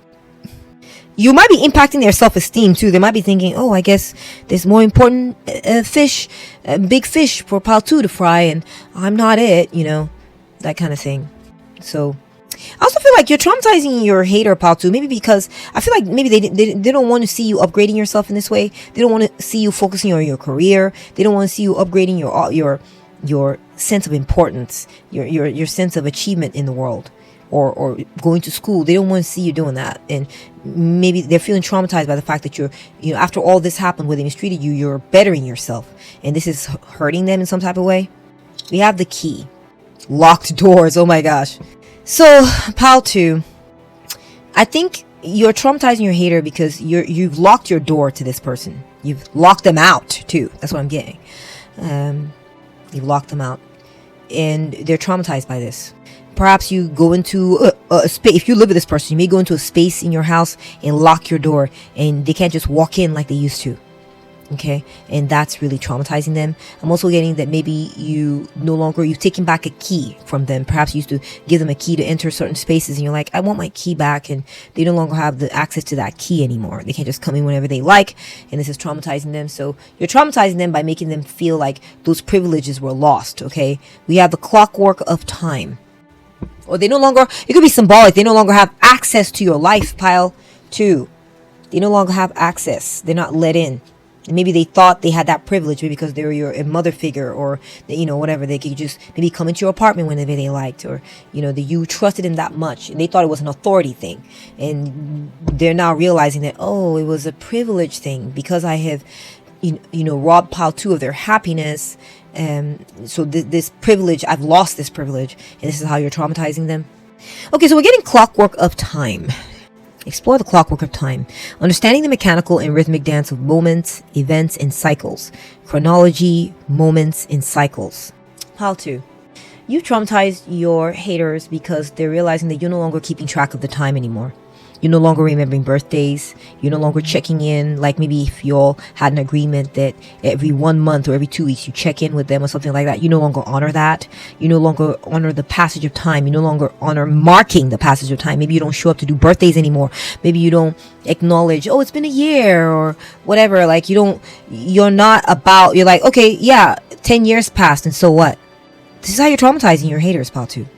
That you no longer care that about certain milestones have passed, or how much time has passed, and trying to mark it, or sort of give them little, maybe give them bits of yourself, or give efforts or mark certain things, you know, chronologically, or during certain cycles, that you don't observe those anymore. This is part of how you are traumatizing your haters. Pile 2. Next, we are getting Pisces bond. Yeah, you're no longer bonded with them. I'm sorry, just straight up. They missed the bond, Pile 2, that y'all had. Okay, they missed the bond. They felt bonded to you. They felt like we're tight, we're in good, and you have let this sort of dissipate. You've put up a wall. I do see that. You've removed yourself. You subtracted yourself from the situation. You've taken that beautiful cornucopia of loving energy, that divine feminine energy, where you were honoring the ancestral wisdom and all this. You've taken it away. Your creativity, you've taken it away. And they are traumatized by this. They're saddened that you've allowed this connection to go fallow. Or inactive. They don't like it. We have pastor. Your influence can positively change your community. Share your insights, expertise, and spiritual guidance to make a positive impact. So, Pile 2, the way you're traumatizing your haters or your enemy is you have become very influential in some type of way, in some realm or community or aspect, maybe even within the same family or within the same community. You become influential. And people look to you for advice. People look to you for counsel, for your mentorship, your mentoring. And, that's a discredit to them, you see. Because if someone influential like yourself is saying basically, I don't deal with, Pile 2, like you, Pile 2, are saying about your hater, I don't deal with Pile 2. I don't agree with Pile 2. I don't support Pile 2. I don't put energy and efforts towards Pile 2. That says a lot, you see. It's a clout thing. You've taken your influence, your position, your authority, your accomplishments, you've taken it away. And it's like you don't approve of them. And with your presence, and especially now that you have this, you may have a status within society, or some kind of title or something that you have, everyone respects you for, everyone sees you and knows this about you, and you have the ability to make it a positive impact, and you don't bring it their way. They can't control you anymore, Pile 2. That's another thing. They can no longer control you. This is how you're traumatizing your hater, your enemy, is that they used to be able to control you. You're a powerful force, and they can't control you anymore. You've removed them from your life, and you no longer allow them to mentor you, to influence you. This is part of how you're traumatizing them. There's another message coming through, Pile 2, is that you no longer put them in an esteemed position and put them on a pedestal as someone to listen to, respect, heed their words, and seek their counsel for wisdom. Like you're like, no, you're not it. And this is traumatizing them, Pile 2. They've had a fall from grace in your eyes, and the bond is gone. Okay, and they're hurt. They are hurt, Pile 2. You're getting Pisces as how you're traumatizing them. So this is their feelings being hurt. They're sensitive. It's an ouch for them, Pile 2. We got family, home, and commitment. Pile 2, the way you are traumatizing your hater or enemy is that you have a family now. For some of y'all, maybe this was your family member, or this was, something like this, and you've gone off and you've created your own family. I see little baby shoes here. Perhaps you've married someone, had kids. You have you're committed to them. You've committed yourself maybe into a different family. It could be a family that you birthed, or a family that you're creating with someone, or it could be just another family, like a work family, or another organization, or another space that you're another group that you're now focusing on. Is this is my family, this is where I put my energy at. You may be traumatizing them because maybe you stopped dealing with this person, you kept them out of your life, and you found the people that are worthy to commit to, and it is hurting them. It's hurting them. They're traumatized by this. That you're starting a new family too. They're traumatized by that as well. I feel like also for some of you may no longer treat someone who was family like family anymore. That's a message coming through. This is how they're feeling traumatized by you. And you're focusing on others you feel are family instead of them. And that's a trauma for them as well. We have number 28. I am a leader. So in an effort to accomplish great things, you recognize the value of working with others. You make a capable and compassionate leader who can bring people together and drive a team towards achievement. So Pile 2, I feel like the way you're traumatizing your hater or your enemy is that you are showing them that you're able to lead in a compassionate, harmonious way, maybe unlike they did, okay, and that it's working out. Okay, that it's working out.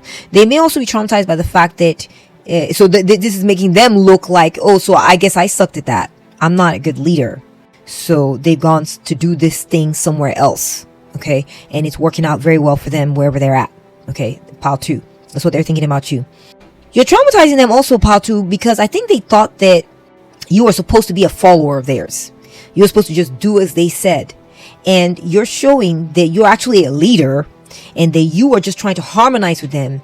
And they, crossed the line, pile 2, by acting as if what you wanted couldn't be part of the group.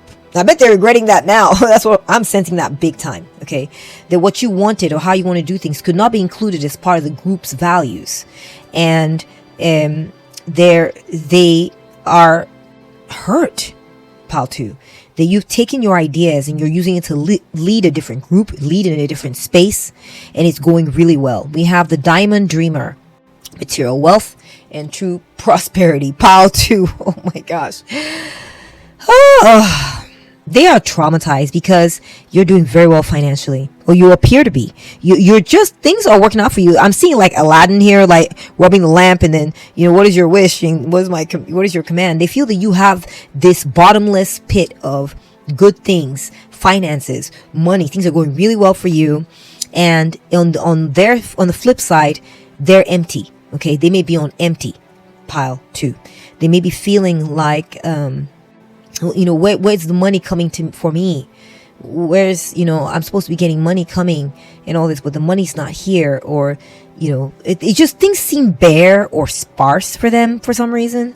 And in contrast, they see that you're doing very well. So it's kind of like, it's making their eyes water, pile 2, because they see your career's going well, you're getting paid, your life is, you're surrounded by riches, you got an Aladdin lamp, everything, and they're like, oh my gosh, their eyes are watering watching you, pile 2. They're just like, oh my gosh, I wish, maybe they're feeling or wishing they could have treated you better so they could have some of this prosperity in their lives, pile 2.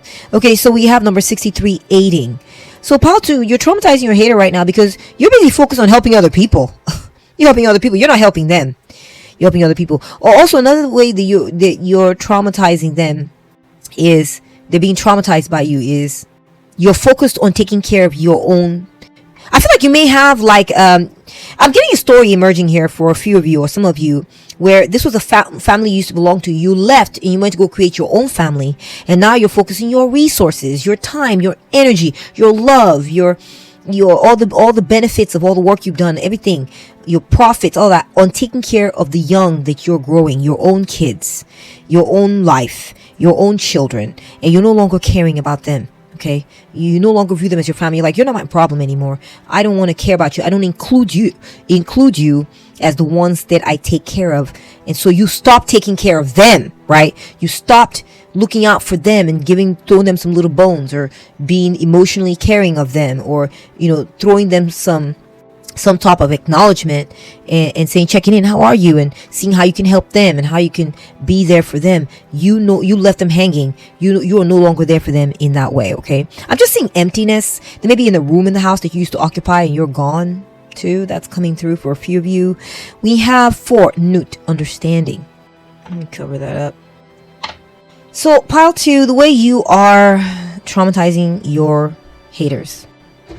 So the way you're traumatizing your haters, we're getting the, I think this is a goddess, actually, the Egyptian goddess of Nut or Newt. I'm not sure how it's pronounced exactly, but I am getting that you may have given birth to a child, because this is the goddess of birth.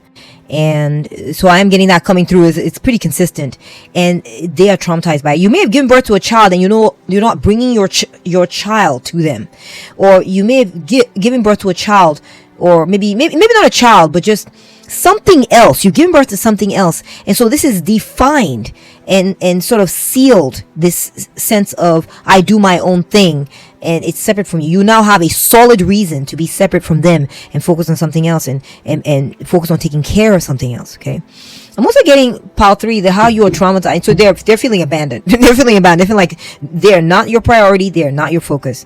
Now I'm also getting pile 2, that you're traumatizing your haters by how good you're looking. Yeah, you're looking freaking good. You may have lost weight if you were chubby before, or maybe you were a bit unhealthy. You're trying to get you getting more svelte, more lithe. I'm also getting that you may be traumatizing your haters by the fact that you've been working out. Your body's getting more sculpted, leaner, looking good. That you just look good. You look youthful. Your body is leaned out. I'm getting that specifically, guys. I'm just going to be straight up with you. I'm seeing like a leaning out. Your tummy has gotten flat. Your legs look long and lean. All this. That you just look like you just lay there and you look amazing. Slender. Trim. Maybe not skinny, but trim. They are traumatized by this. Their eyes are watering. Okay. When they look at you. We have haughtiness. Pile 2, the way you are traumatizing your hater or your enemy is that you're acting superior to them. Or maybe this is a projection on their part, but you're just the way you carry yourself, the way you dress these days, your stance, the way you're comporting yourself, your composure, the way you keep yourself at a distance and you look regal, you look like royalty compared to them. It's like you act like you're better than them, like you're superior to them. That is devastating them, pal 2. They are traumatized by this. They are hurting. They're like, well, but we used to be close. You've gone from being close to them, wanting to bond with them, to keeping your distance, realizing you're better than them, and acting and carrying yourself as if you are better than them because you are, pile 2. And this is destroying them. Okay, they are traumatized by this. So man, I just get like, I felt like I wanted to cry. I feel like this person has felt like they wanted to cry at times because it feels like they lost you and they valued you, but they didn't understand that while they had you and valued you, they need to treat you like they valued you. They thought there was an option. So pile 2, I feel like another way you are devastating, we're gonna have to do that one. How are you devastating your haters? But pile 2, I feel like how you are devastating them. Yeah, they feel devastated. That's the word that came out of my mouth. They feel devastated, pile 2. You're traumatizing them is that you have the receipts, okay, to prove that what is going on with you is real.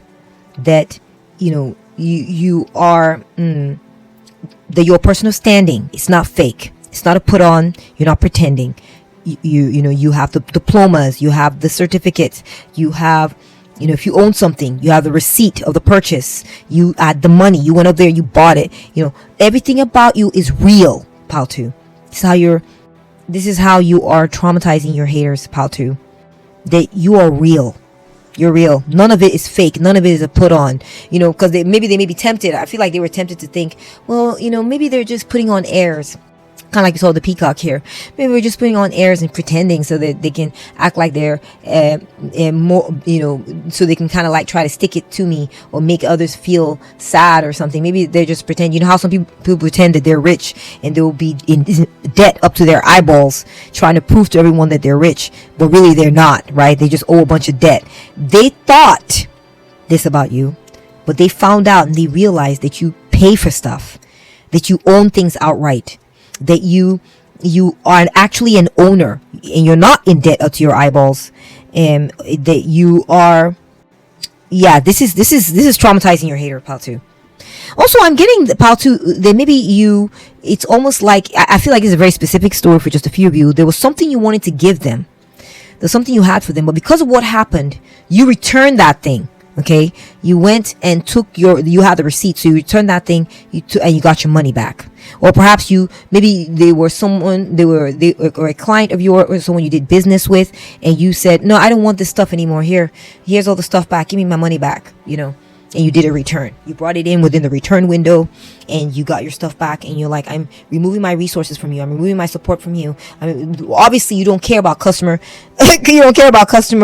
service and customer approval. So since you don't care, I'm taking all these things away from you. I'm removing my support. I'm not going to spend money on your business anymore. I'm over here. I'm up there. I'm going to be working with somebody else or patronizing someone else. Something like this. Something to do with purchases. Okay. This is how you're traumatizing your hater. Okay. So pile 2, we have frying pan, trouble, accusations. Exactly. Pile 2, you're traumatizing your hater by, this whole thing, the way they mistreated you, it did not go gently into that dark night. Okay, it's not one of those things where they mistreated you and then everything was well and fine afterwards. They had to deal with some trouble. There was some accusations. They had to defend their reputation. They had to tell hey, no, it's not true. No, it wasn't smooth anymore. It was a bunch of trouble. They may have been in a lawsuit or a dispute. And they got in trouble, Paltu. You made them get in trouble, Paltu, and they had to face certain accusations because of you, and they were in the hot seat. This is how you are traumatizing them, Paltu. They're in the hot seat over how they treated you. I'm also getting, Paltu, that maybe you used to cook for them. This is very specific. Maybe you used to cook for them and you no longer cook for them. Maybe you're really good at doing barbecues, or you're a good chef, or there's something you make really well, and maybe when you would show up, you would bring this food to them, or bring some kind of like something you make. It may not be food, maybe something you make. You've taken that somewhere else. You no longer bring it to them, okay? And this is how they're feeling traumatized, because they really valued and enjoyed whatever the heck that was that you were doing for them, okay? We have innocence, number 25, a trusting nature, originality, spontaneity, open-heartedness, simplicity, the unexpected. Yes, part 2. You're not open to them anymore. Remember I said there's resentments now. You are angry at them, pal 2. They can feel it. They can feel your anger. They can feel your resentment. And this is traumatizing them. They know that you're not open to them anymore. You're not liking them anymore. It's not like it used to be. It's not innocent times anymore. Like, oh yeah, dude, bro, sis, what's up? And just, yeah, let's, all the happy, innocent times are gone, stripped away, and replaced with discord and conflict and clashes. And they're traumatized by it. They want that innocence back. For some of you all, this could be a parent, and they want that time when you were a baby. You can see the little baby in the lotus leaf there, and you just looked at them and you're like, Tata, Mama, and you just smiled, and it was happy, it was peaceful. They want that back. They're traumatized because they have lost this, okay? They've lost your trust. They've lost the spontaneous good vibes and chit-chatting and all that used to be there. They're traumatized by it. You can see the sense of loss in their eyes. It's not simple times anymore, and they feel traumatized by this. They are hurting genuinely over this. We have consume. Yeah. So we have a vulture there. So, Paul, to the way you're traumatizing your hater, your enemy, is that it's like you know how the vulture waits, right? The vulture doesn't show up until something's good and gone. You're traumatizing your hater because they're realizing, for some of y'all, this could be someone you don't talk to anymore, and maybe the only way you will ever show up is when they're passed away. I'm so sorry, Paltu. Maybe this person's feeling traumatized because they're realizing you're not going to show up again until they're dead and gone. Or you're not going to show up again until, their way has passed. Or maybe if this is a company we used to work at, maybe they're realizing that you're never going to show your face around that place of business, or show your face around that organization or that group or that thing, whatever, until they are dead and gone and out of there. Or they've lost the job, or they've given up the opportunity, or they have retired, or they have passed away, or they have, whatever, given up the ghost, whatever it is. That's the only time you will show up. And they are hurting over this. They're realizing that you're waiting, basically. You're waiting for their time to go, for their time to pass. And then they also they're traumatized because they're realizing that you're going to outlast them. Okay, you're gonna outlast them. You're gonna be waiting patiently, outlast you. They're on their last legs, right? And while you got youth and strength and power, and you're just waiting. Shit, I'm sorry. Oh my gosh, I'm so sorry, Paltu, for cussing, but it's sad. Oh my gosh, Paltu, I feel like crying for this person, but they don't deserve tears. Oh no, they hurt you, right, Paltu? So, let's keep it real here. We got Pig. Oh my gosh, you are causing them to cry. Okay, Pig. Paltu. You ever hear that statement? Do not roll around in the mud with the pig because the pig likes it, or something like this. Let me look up the exact verbiage here. Yeah, never wrestle with a pig, right? Never wrestle with a pig. You both get dirty, and the pig likes it. Okay, never wrestle with a pig. You both get dirty, and the pig likes it. So, Paltu, the way you're traumatizing your hater, your enemy, is that they realize that you view yourself as better than them, and you're not going to lower yourself by mingling in their circles or mingling or doing things the way they like to do because it's nasty, messy, sloppy, and you're letting them mingle, be in their mud by themselves. Okay. And so I feel like you may have reached a certain point where you stopped fighting this person, you stopped challenging, or something like, this could be someone else's energy challenging them on your behalf, and you've pulled your energy away. Your hater is traumatized because they have realized that you view them as a pig, pile 2. You view them as low grade, low class, trash, and that you're not going to lower yourself to roll around in the mud with the likes of them, doing it the way they like to do it, that you view yourself as better than them, high above them. The vulture is high above, and you're just waiting for that whole thing to pass before you alight back on the situation again. You're not going to do it. So there's this uppity feel that you give them, got that here with haughtiness, and you make them feel like low grade trash, and you make them feel small, and they feel like, I guess I'm not good enough for pile 2, and I guess they think they're better than me, and they're probably right. Like, you're hurting them, pile 2. Oh my goodness, you are hurting them with this attitude of yours. We have number 18, a fierce desert flower. Oh wow, pile 2. So you're prickly these days to them. You're prickly. Whenever they deal with you, they realize they're not going to be getting the nice version of you. It's not going to happen, pile 2. Okay. And there's just this idea that, you've grown these thorns and these, I don't know what you want to call them, okay, that are all over the cactus, as a way to put them off and keep them away from you. You're like, for you, I have thorns. That's what you're telling pile 2. They feel like, but whenever I deal with pile 2, it feels like I can never quite, I can't handle them. They're just prickles all over. Oh, yeah, thorns all over. And it's intentional. You've developed a hard exterior, a hard, prickly exterior to deal with them. And this is traumatizing them because they're realizing that they can never get to your soft side again. That is, you've closed that door. You've locked that door tight, pile 2. They can never get to that soft exterior that you used to show them. I see a soft baby skin. Now it's got a thick hide and thorns, and they're realizing, no, they don't no longer have access to that. You're traumatizing them with this, that you've become prickly. You've now started having attitude. Whenever you talk to them, if they ever call you, I don't know if they do, but if they ever call you or you ever have dealings with them, you're like, okay, and yes, may I help you? Sure. If they go out of their way and like, oh, come, I need to talk to you. But all right, what is it? What? Now that you've got my attention, I'm here. What do you need? She's like, wow, calm down. I mean, I'm just trying to chat with you. Listen, I don't have a lot of time. I have things I'm doing. What do you need? What's going on? Oh, well, I just wanted to say hi. How are you? Listen, that's nice, but I don't have a lot of time for that these days. Whenever you figure out, remember the last time we had this going on and you said this and that, fix that, and then you can come chat with me later on. Let me know when you've changed that. All right, bye. Like you just don't, you are hard, cut and dried. You don't play with them, pal, too, and it is killing them inside. It's killing them. They are traumatized by this. You are killing them inside with this, and that is the truth. Okay, we have Mercury. Oh, think, learn, network, and communicate. You no longer communicate with them, pal, too. You no longer talk with them, and if you do, it is not nice. They don't get to get nice. They don't get to hear you say nice, sweet things to them anymore. This is how you're traumatizing them.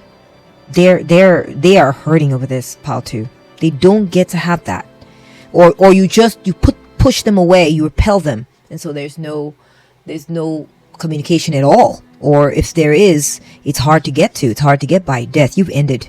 Death. Yeah. You put out that candle.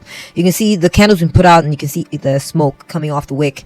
You recently, could be recent. This can be a timing thing. You may have recently stopped talking to them, and you just don't communicate or reach out to them anymore. You just don't do it, pal, too. There's a phase. They're keenly aware that a phase has ended with you. That phase is done. The fire, the warmth you had in their heart for them once, used to hold a candle for them, has been put out. It's been put out, and they are traumatized by this, Paul, too. All right, let's go ahead and take a look. I did pull some additional cards here. These are to figure out why did this happen? You know, what from a universal perspective, from the perspective of karma and the universe, why did this happen to you? Why did it go this way? Why did they treat you this way? Or what are the lessons here? Or what is the grander insight? You know, the grand perspective. Let's go ahead and take a look. He says to help you find clarity. To help you find clarity. Yeah, I feel like maybe this person muddied the waters for you a little bit. You know, maybe they muddy the waters on your perspective in life, and having them in your life, you know, them acting this way and you having to go through all this. Yeah, I feel like this happened to help you clarify who you are, who you're not. Yeah, I feel like this person revealed how they were to you, so you could find, you know, be clear on the situations you're dealing with in life, to help you understand it better, to help you see your way clearer. You know, it's interesting when you know who to stay away from, who to talk to. It becomes clear, and that helps a lot. It saves you a lot of energy and a lot of wasted effort. You know, all this, you know who to focus on and what to focus on. So I think part of why this happened was to help you understand that. Next, we're getting, because it's time to follow your heart's whisper. Okay, so I feel like your heart used to tell you a long time ago, or, you know, about this. Maybe there were other things you didn't like about this person. You just couldn't quite put your finger on it. You kept trying to play nice for a time. And finally, when it all came together, you realized, oh my gosh, I need to just focus on those that I love, the things that I love, the situations that I love, and forget everything else. This was to help you come to that understanding, okay, and to help you embrace that truth. We have to make space for something greater, right? This person or the situation was not worthy of you, pile 2, okay? And so even though it may have hurt for a time, it was to push you out of what was the pig, right, rolling around the mud, and move you into greater things, okay, where, you know, you're in a refined status, in a refined state, dealing with elevated things, elevated people, elevated situations that fit your vibe more, higher vibrational things, wholesome things, good quality people who are not full of issues or things that are meant to sort of hold you back, hold you down, hurt you. You got away from that, pile 2, and it was so you can make space for the things that were great for you, and so you can avoid wasting your time on the nonsense. And that's what I'm seeing for you on this reading, pile 2, is how are you traumatizing your haters? Please give it a thumbs up if you enjoy this reading or you found it resonant. Thank you so much for watching, and I look forward to hearing your comments below. Take good care of yourself, and I'll catch up with you at the next one. Bye. Okay, so pile 3, I see that this person, they did withdraw their support. They withdrew their support, and they told you some cutting truths. They told you that whatever you were doing was no big deal. That it wasn't going to go anywhere. That they're the practical ones. They're the ones that, you know, hey, in fact, I've even been in your shoes, pile 3. I remember a long time ago when I used to think that doing these little things you were doing was going to get me somewhere. It was a bad idea. I'm going to tell you from my own bitter experience that it's not going to work. And I'm going to pull away, actually. So they pulled away and stopped supporting you. This is how they hurt you. And I see that, yeah, they stopped. They stopped supporting you, pile 3, and they wanted to bring an end or bring a close to what it was that you were doing. Okay, they did. And they wanted to make it seem, they wanted to be like, well, you have some options here. You can either continue doing what it is you want to do, or you can go ahead and come my way, follow me, and I'll take you to a different path. Let me put an end. They wanted to put an end to what you were doing, pile 3. They wanted to end your dream. They wanted to end your passions. They wanted to end your hobby. They wanted to end you doing what it is you love. They wanted to put an end to it. We have 8, yeah. So I feel like they made you feel self-conscious for a time. They wanted you to feel self-conscious. They wanted you to feel like you were not barking up the right tree. They wanted you to feel like that. And I feel like this person, they may have had that effect on you for a time. This is how they hurt you. You just started doubting yourself. You started feeling paranoid. You started feeling like, wait a minute, I thought I was honoring my calling. I thought I was honoring, like, whatever. I thought that the message from the universe was whatever you are talented at, whatever you enjoy doing, whatever you feel called towards, that's what I should be focusing on. Was I wrong? They made you doubt all of that. Okay, this is how they hurt you. Yeah, they pulled away their support, financial support, possibly. They stopped, putting, maybe they may have given you emotional support. They may have given you financial support. They may have given you, they pull all that away from you and shut you out. They're like, you're going to have to do this on a poor man's budget because I'm not going to support this. And this was their way to sort of control you and control the way your life was going to go. Okay. It's possible they meant well, but I get the feeling it's more of a controlling energy based on their past pain. I feel like at one point this person had tried to pursue their passions and it didn't work out for them, and they don't see how it could work out for anyone else. And so they projected this onto you and withdrew their support because that's how they were treated. Yeah, they left you holding the bag, Pot 3. They wanted you to be the one. They're like, you're going to have to do this on a poor man's budget. Okay. Because I'm not going to help you. And maybe they had led you on by asking all these questions like, oh, well, let me ask, so well, how do you do what you do? Can I see the work you're doing? Oh, wow. And so how's this supposed to help? And they showed all this interest, led you on, making you think that they were keenly interested in your project. They wanted to support you in it. They weren't. Pot 3, they weren't. And this was all strategy leading up to, I'm just going to build them up so I can let them down. And then this will teach them what they need to learn. They were trying to quote unquote help you by building you up and then letting you down and leaving you holding the bag. And they let you hold the bag for a while, Pot 3. I see that you had to do a lot to hang in there for a time. It's like all of a sudden they were like paying for a studio they were working in or something like that. And then they stopped paying for the studio all of a sudden. And you're like, what? I'm responsible for the bill? I can't pay the bill. I'm too busy creating. I'm too busy following my passions right now. I can't do that. Or what? They're not going to pay for the school I was in that teaches me how to do my artwork? I got to come up with next semester's pay? I can't do that. Something like this, they shut you out because they were like, I don't approve of this. This is not going to get you anywhere. They cast their vote with their money. They cast their vote against you with their support, their money, you name it. So this is how your hater or enemy is being traumatized right now by you, Pile 3. So Pile 3, I feel like this person, they're shocked. They did not expect you to be so cool, calm, and collected about all this. You're cool as a cucumber, Pile 3, and I'm so proud of you. You have not you didn't rage, you didn't act entitled, you didn't act like they owe you or anything like this. You were like, all right, let me assess my situation. What do I have? Okay, I can support myself by maintaining my mood. I've got a cat that keeps me happy. I've got a little bit of runway to pay my bills and keep me afloat for a bit. Let me assess my situation. I'm going to stick with that and let that make me happy and content for now. They thought you would be worried, panicking. Oh my gosh, I'm about to run out of runway. Oh my gosh, what's going to come next? You didn't do that. This is traumatizing them because this was not the desired effect. They wanted you panicked like you were here for a bit. They wanted you to feel like you had made the wrong decision. They wanted you to feel wrong. Okay. They wanted you to feel paranoid because this was all it's like a hazing. They wanted you to, understand that you were barking up the wrong tree in your career, your life, or whatever you're chosen. That, no one gets to just have fun in life and be successful. What the hell? Where did you get that from? I'm going to teach you that it's different from that. This is the vibe that they were having towards you, Pile 3. The way you're traumatizing them, Pile 3, is that you're still in your tower calling the shots, and this is shocking them. They're traumatized by this. They're like, what? Pile 3 is still standing strong? Still standing in their tower? Trying to decide if they should go this way or that? They're traumatized by the fact that you think that you have the power in your hands, Pile 3. That you think that you're calling the shots. They wanted you to think that they were calling the shots. This was a power play, Pile 3. This was a power play. They wanted you to feel like they were calling the shots, not you. And they're shocked that your mentality is one of, I'm calling the shots. I have to decide, do I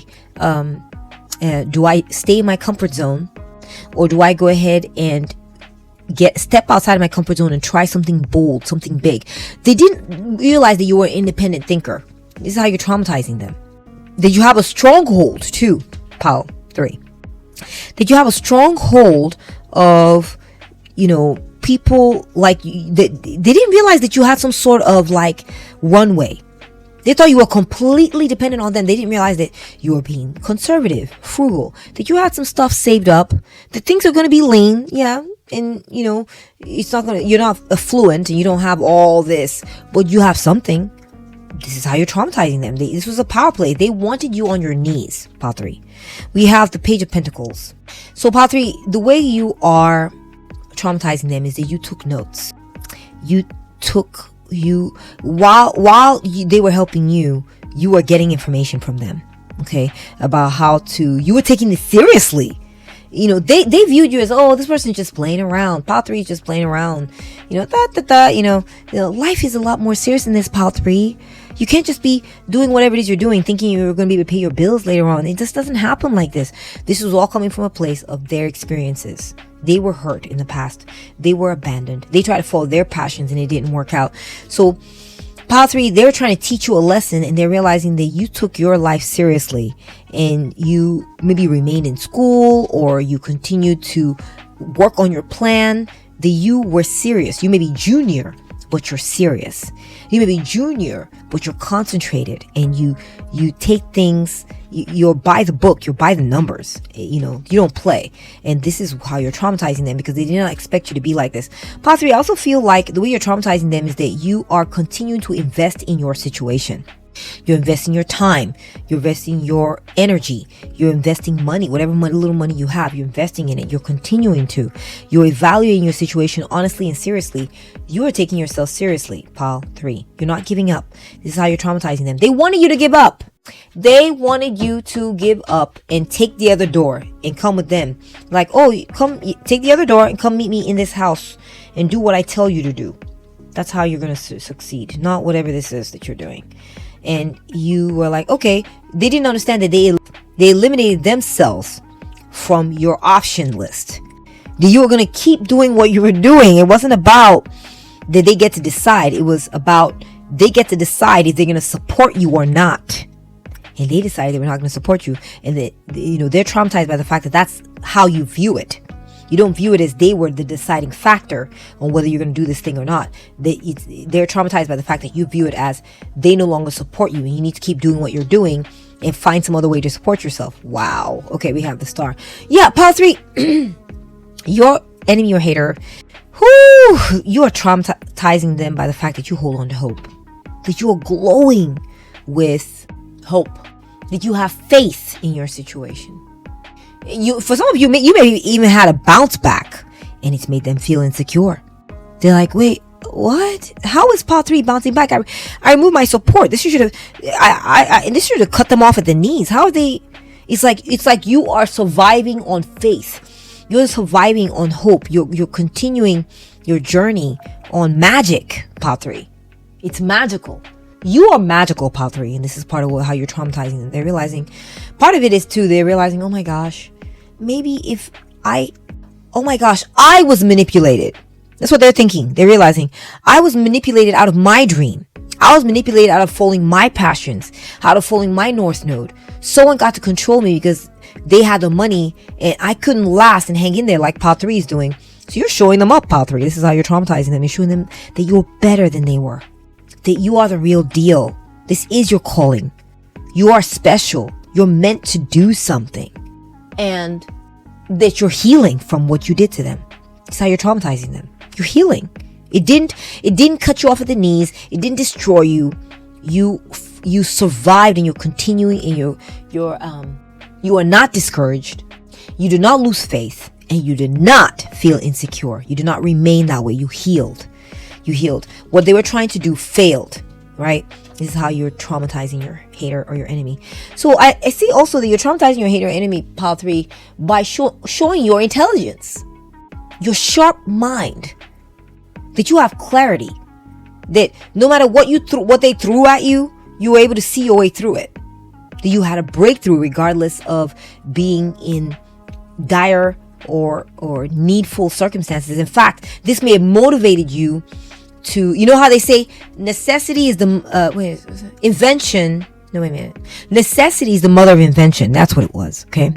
Necessity is the mother of invention. They're realizing that the way you're traumatizing your hater, Pile 3, they're realizing that they put you in a state of lack and want, or they contributed to this. And this forced you to invent something. This forced you to come up with a solution that showed your brilliance of mind. This is how you're traumatizing them. Yeah. And now you have mastered the realm of thought. You've mastered the realm of thought, Pile 3. You're king now because you grew through the life of hard knocks, pile 3. Things are hard, and so you had to think. This, a lot of times we're going through struggle or scarcity or deprivation. That can be the chamber pot, the sort of like the lab from which amazing things can be born. And I feel like that's what happened with you, pile 3. You were born out of a lab of or situational circumstance of lack, needfulness, needing something, and you invented something out of that. And this is how you are, you being on top of your situation, you not letting, your heart of, oh, but I need this money and I need this and I need that, and feeling sorry for yourself. You did not let that dominate. You let discipline dominate. Okay? You let logic dominate. This is how you're traumatizing them, is that you mastered this. You mastered the situation. They are traumatized by this. It's like, but I wanted pile 3 to understand that they need me. I wanted pile 3 to understand that they didn't have what they needed, but pile 3 persevered and said, okay, you're not there for me. I'm going to figure it out. And they did. And that's traumatizing them. Your success in thriving, despite not having meager support, you just living on hope got you through. This is how you're traumatizing them. Your victory in that regard. Okay, let's go ahead and pick on your oracle card. Your first oracle card, we got spirit rods. Ooh. Spiritual guidance, intuition, discovery, alignment, seeking, energy connection, and truth. So, pile 3, they thought they could blind you. They thought they could make it hard for you and be like, I'm getting this young energy, like y'all maybe been students or just young, starting out in life, and maybe not, they thought that you didn't know what you were doing, but they're realizing now that you had spiritual guidance, that you followed your intuition. You may have invented something, pile 3. I'm realizing that you're traumatizing your hater right now because they realize that you're a genius, that you're the real deal. You're not one of those weak people, or, I'm not saying that, weak people, and, we all have different circumstances in life where we fail or we just can't hang in there. They're realizing that you are cut above the rest, that you were blindfolded, didn't know what was happening, and yet you found the truth. Yet you connected with spirit. You discovered something because it's like they were trying to take things away from you, but you succeeded regardless. And this is how you're traumatizing them. That's how you're traumatizing them. We have the end. The act of bringing an event, process, or period to a close, a state of being final with no continuation or progress. They're traumatized by you because you stopped trying to reach out to them. So, part 3, your hater is traumatized because you let the situation with them come to an end. You didn't pursue them. You didn't beg. Look, you kept it moving, right? They kept all the stuff to themselves, and you are out in the cold. But you just kept it moving, and they're hurt because you let it end. You didn't come begging them. You allowed yourself to remain in the blind and trust the universe. Trust where the universe was leading you.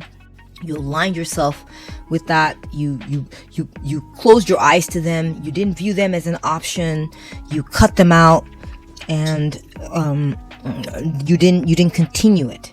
This is how you're devastating them. They wanted you to come back begging, crawling, saying you're going to do something different, begging for their assistance, saying I'll change. You're right, I'm not supposed to follow my calling. That didn't happen. That hurt them. Yeah, so I'm seeing also pile 3. The way you traumatize your haters, like I said, is that you moved on. You did not change. You did not change what you wanted to do. They wanted you to change what you wanted to do, but you didn't. Okay, let's keep it moving. It's possible also they're hurt because when they changed, when they switched up on you by refusing to support you or whatever, you didn't go their way. You kept on. You did continue to do it the way you wanted to do it. Okay, we have the seer. Follow your intuition. Exactly. We got intuition and intuition. Your hater or enemy is traumatized, pile 3, deeply hurt.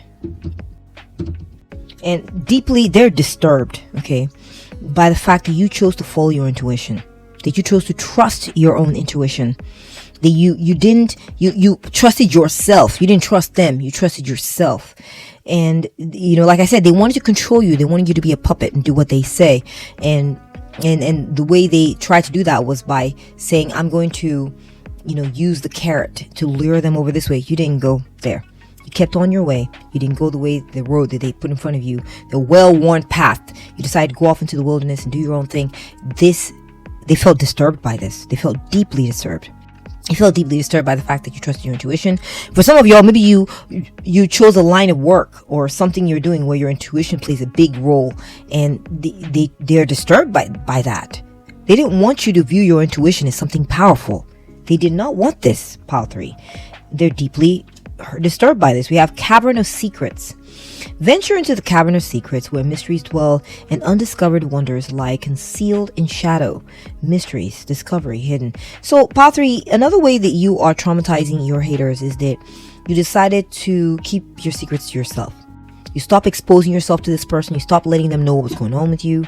You chose to pursue what was hidden, what was secret. You chose to be a discoverer. Okay, it says here, discovery. You chose to be a discoverer. You chose to be someone who discovers truths. And they're like, what? They wanted you to come their way and go with well-traveled paths, right?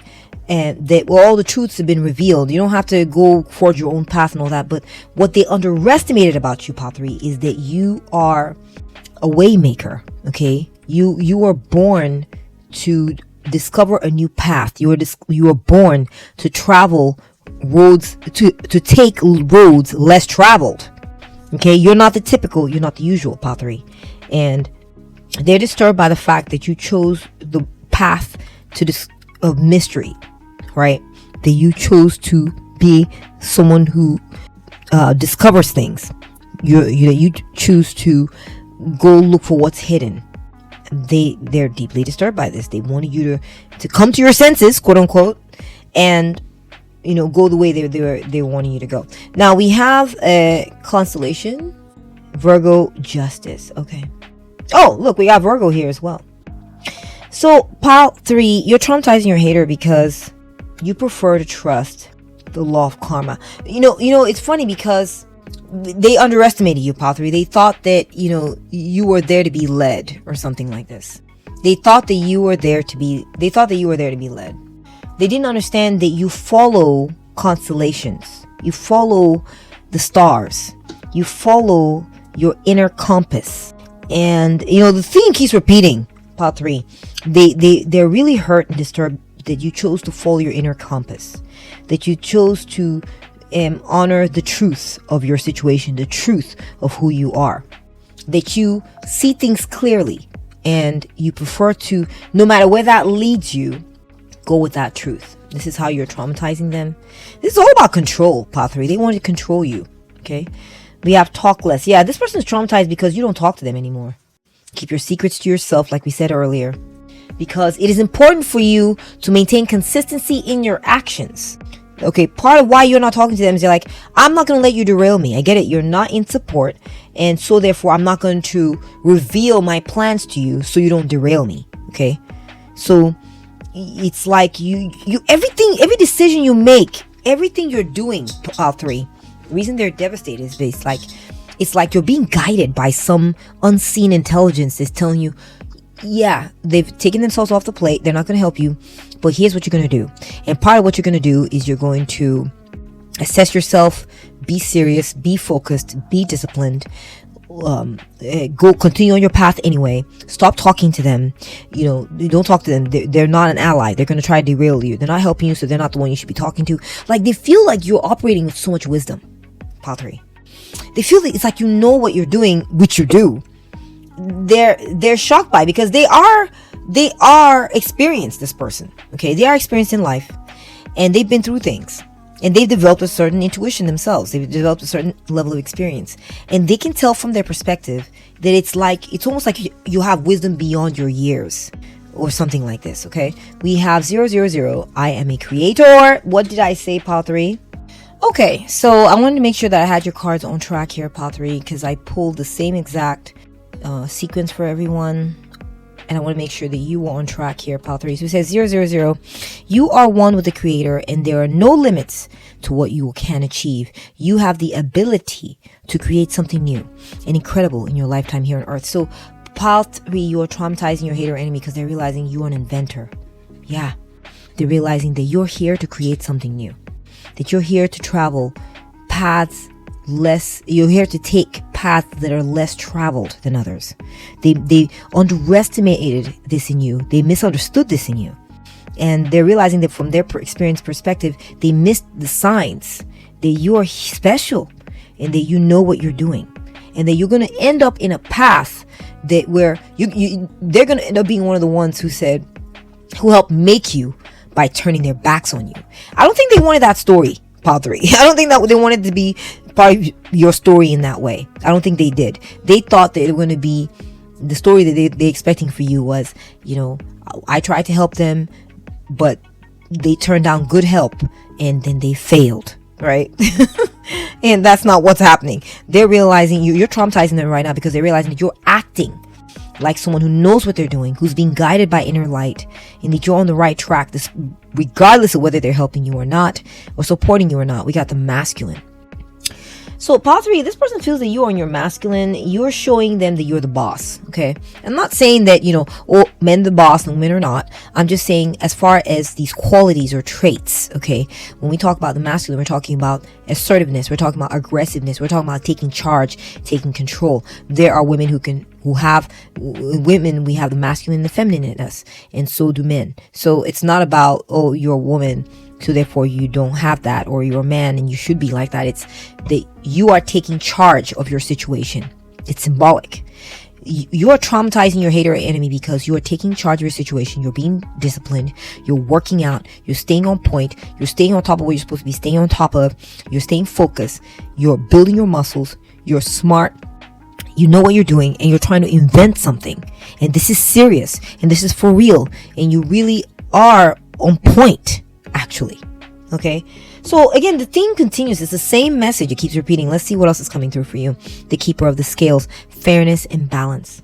So Pile 3, I feel like you're traumatizing your hater because you're making good decisions. They can see it now that you're making good decisions. You're also traumatizing your hater because you're making them realize that they did not treat you fairly. They weren't fair to you.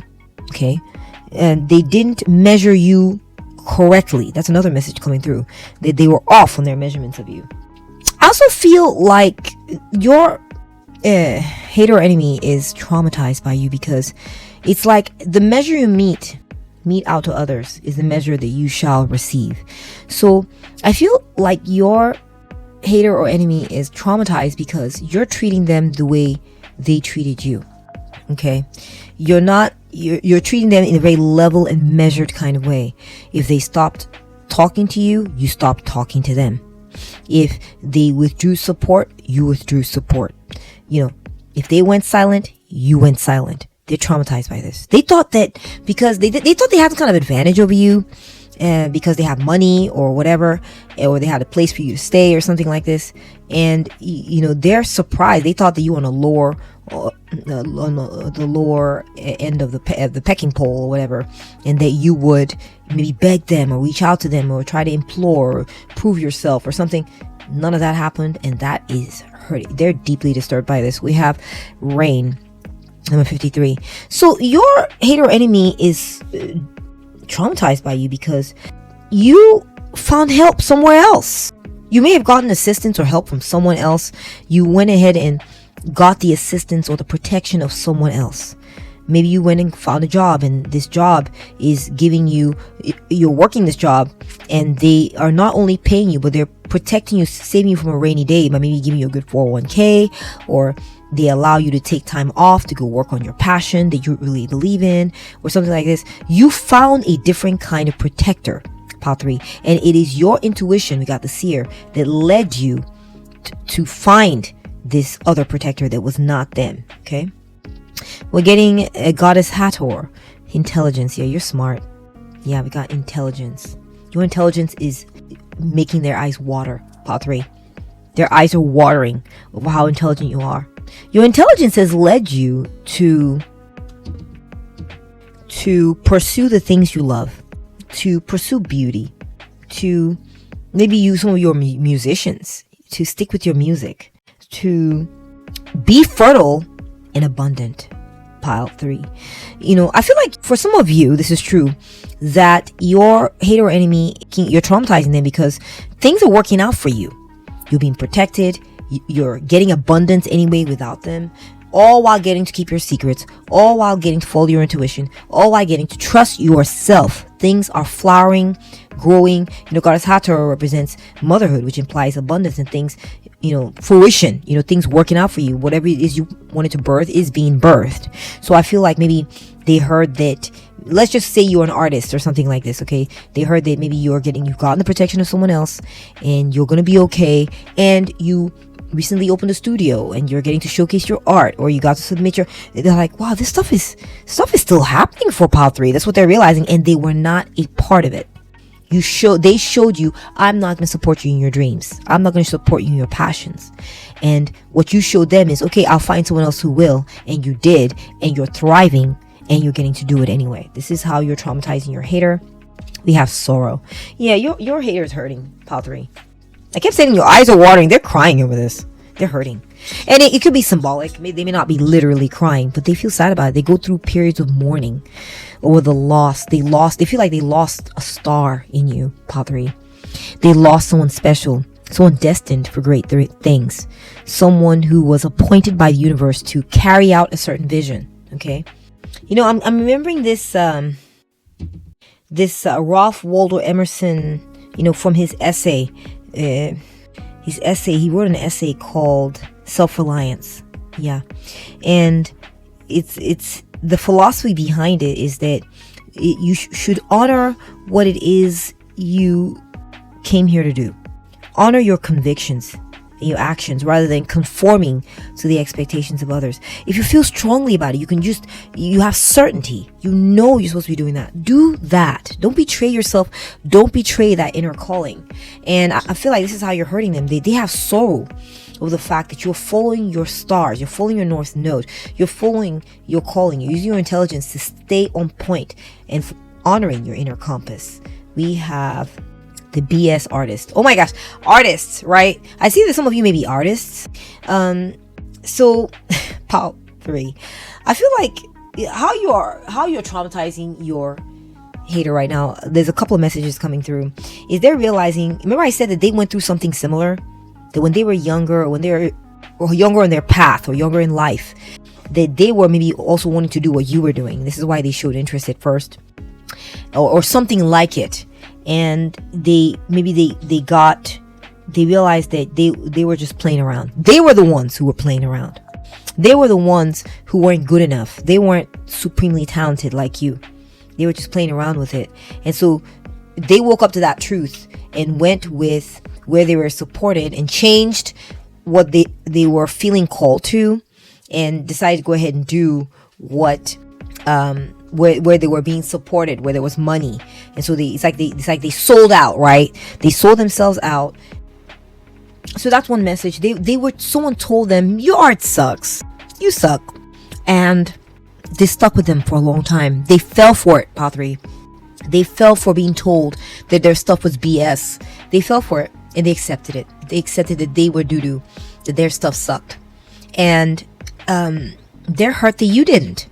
They are traumatized by the fact that they fell for that message when it came to their calling, but you didn't. Okay.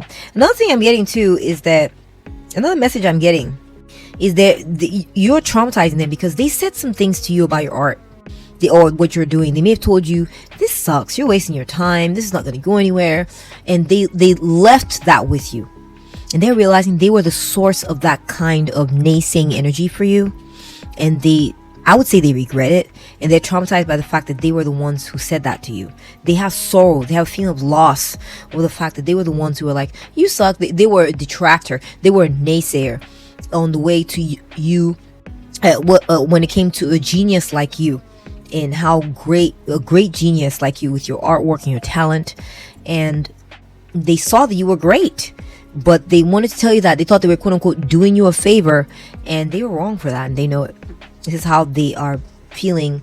You're making them feel traumatized because you heard them say this and you didn't care, because you believed in yourself, pile 3. You honored your inner vision and you kept it moving. Also, pile 3, the message I'm getting another message is that, you know, they're realizing you traumatizing your hater, pile 3, because you didn't view yourself as being the same caliber as them, that you view yourself as better than them, and that you didn't look at their current success, or the fact that they had something that they could have helped you with, or that they had a certain wealth of information that they judged you with, or whatever. That you had the strength of character to see beyond that and see that they were full of BS, and that wasn't going to limit you. Their thoughts, their opinions wasn't going to keep you in a box or make you look at your stuff as crap and chunk it.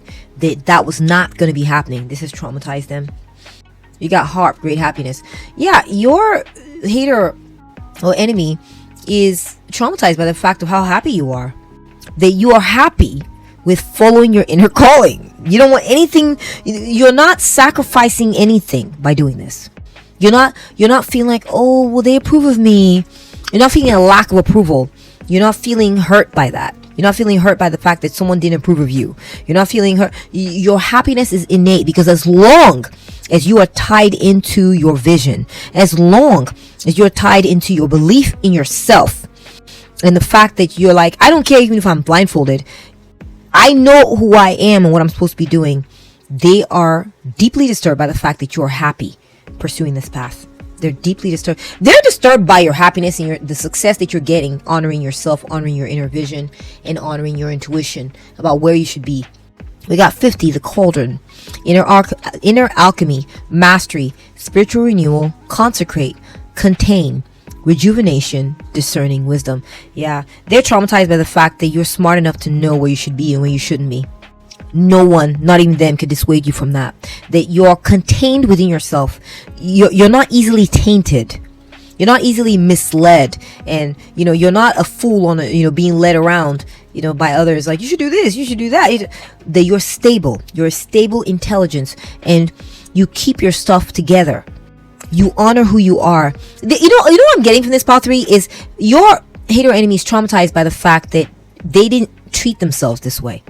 That you're doing it, and maybe they didn't, and they're hurt by this. They're just like, my gosh, wow, Pal 3 is amazing. How could they know to stick with this and keep going with this and keep growing, right? We got grow. Yeah, Pal 3, your hater enemy is traumatized. You're traumatizing them by continuing to grow along these lines. Okay, you're not giving up. You're letting everything form and shape you, and you're honoring your inner truth.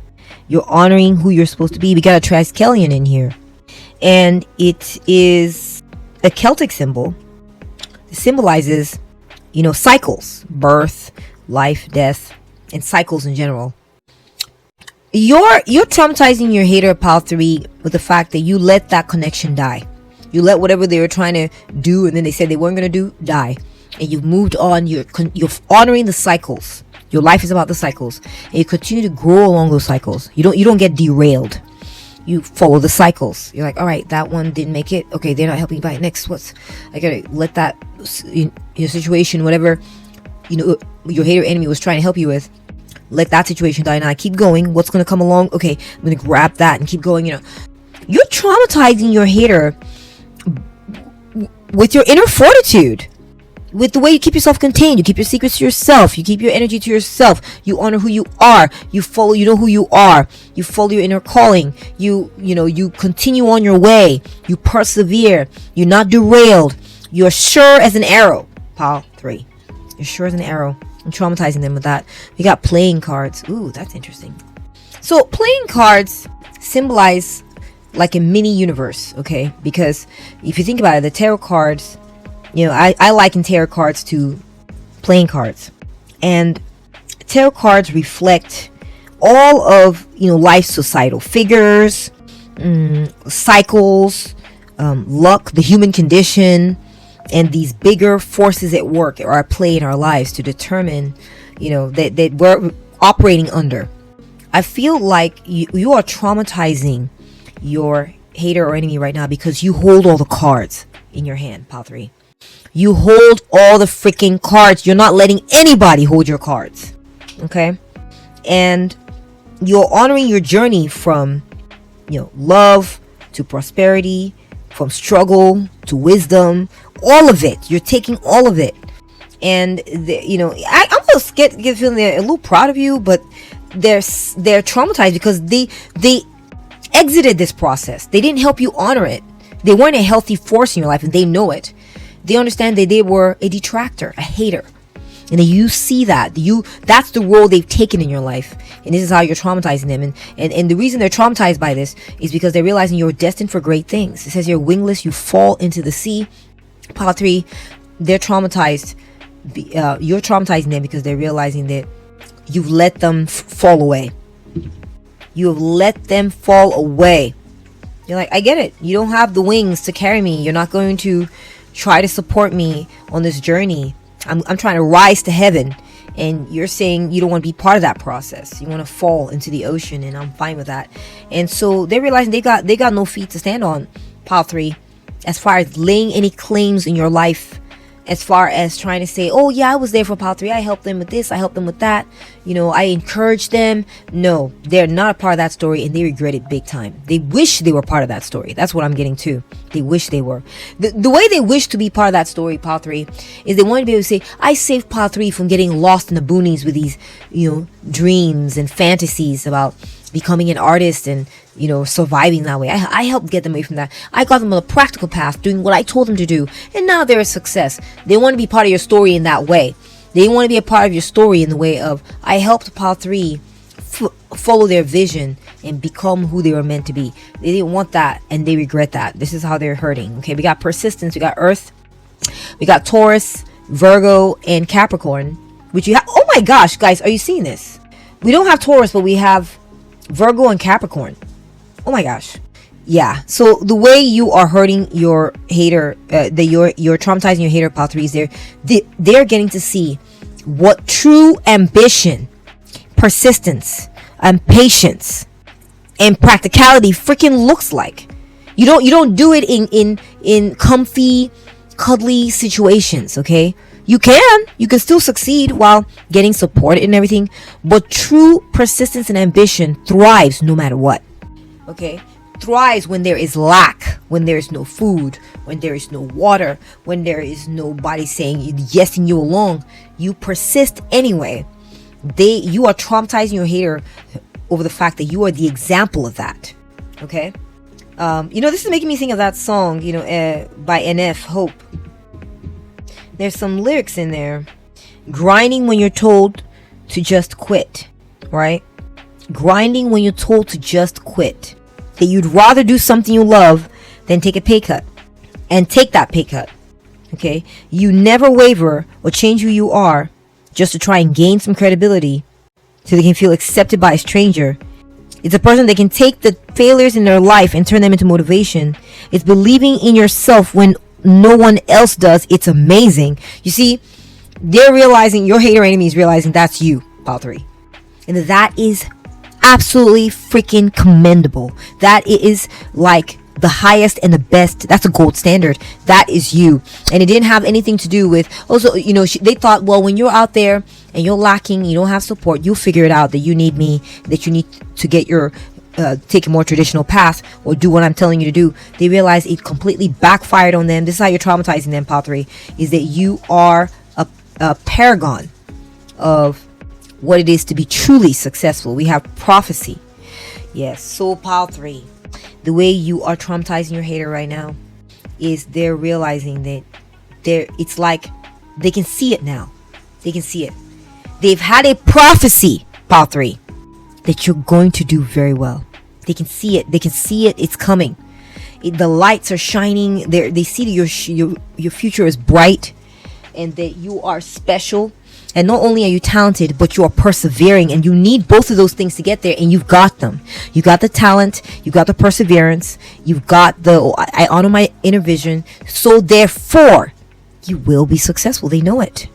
This is how you're traumatizing them. Okay, your impending success, or the fact that they can see signs of your success already. Remember, we saw that you're using your intelligence to create abundance for yourself.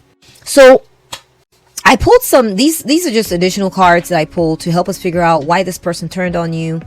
What is the greater significance of this journey, right? This experience you went through with someone turned their back on you, left you without support, didn't support you, your passion, your vision.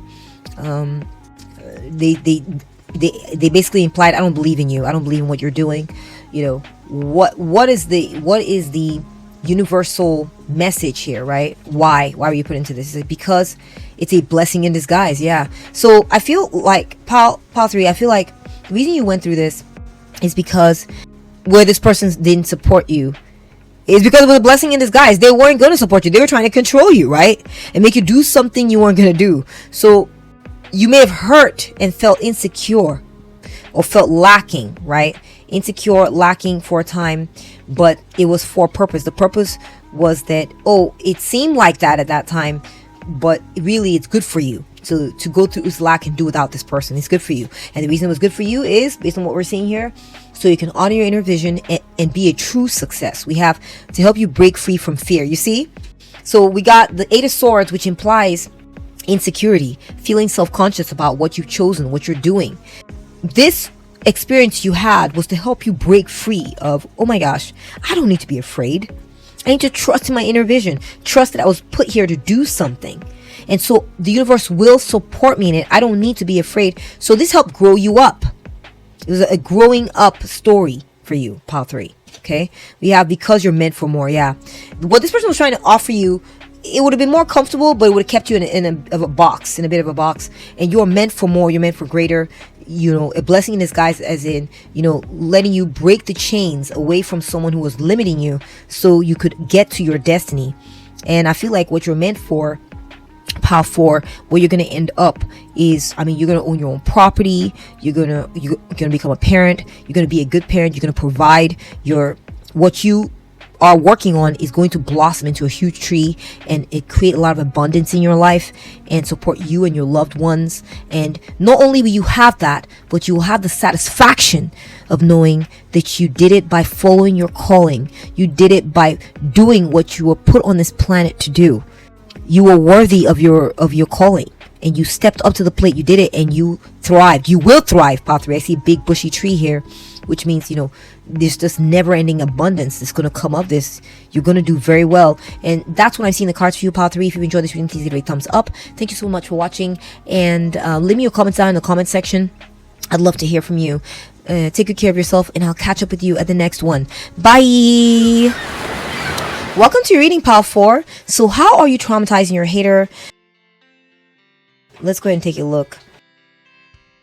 So you chose pile 4, you chose the yellow star-shaped crystal, or you chose Sagittarius, Gemini, and Scorpio. I also have your oracle cards here ready for you. I'm going to set them up over here. Have that ready to go. Okay, so pile 4, I feel like your hater, how did they hurt you? Let's start there. Your hater, pile 3, I feel like they may have messed with your confidence or something like this. That's possible. They may have thought that something was all in your mind, or like you were, you know, that you were being, it was all wishful thinking, or like you made something up, you were daydreaming, or maybe they discounted what you were saying about something, maybe your account of things, and they acted like your memory was all messed up, you didn't know what you were talking about, or you misremembered something. I feel like this person, your hater, they may have tried to mess with your confidence, or sense of confidence in yourself, right? Or sense of confidence in your own memory or your own understanding of things. I feel like this person, they may have tried to get in the way of your manifestation abilities, or try to get in the way of your success in some matter. They may have doubted your creativity, doubted your intellect, or dismissed it. Maybe they weren't. Maybe they were a Debbie Downer. It's possible. Maybe they got in the way of your joy or your happiness. Could be that they treated you with some dishonor, or maybe they weren't loyal to you. Maybe they were disloyal to you or what you wanted or who you were. Maybe they messed with you and you gave them a warning to stop, or maybe they warned you about maybe they warned you about something that they didn't need to. They gave you unnecessary warnings. They were trying to be quote unquote helpful, but it wasn't necessary what they were doing. It was just messing with your mojo and messing with your happiness or your sense of confidence about where you're headed, or your sense of confidence. They're messing with your confidence by telling you, oh, you ever deal with those people where you're like, I'm gonna be a blah blah blah someday, and they're like, well, I would warn you to be careful about that. It's not a really good business these days, and it's really hard. It's a really, really hard business to get into. I mean, you have to be a genius to be able to make it. I don't know if you got what it takes. They just wanted to sow seeds of doubt in you or something like this. Maybe they were a hater upon your vision that you have for yourself, and to succeed or something like this. Maybe this is just one of the things they did. It could be there's other things too, but what I'm picking up on. Maybe they were like a killjoy. It's possible. Now I feel like the way you're traumatizing them is they're realizing that you're not satisfied with their behavior.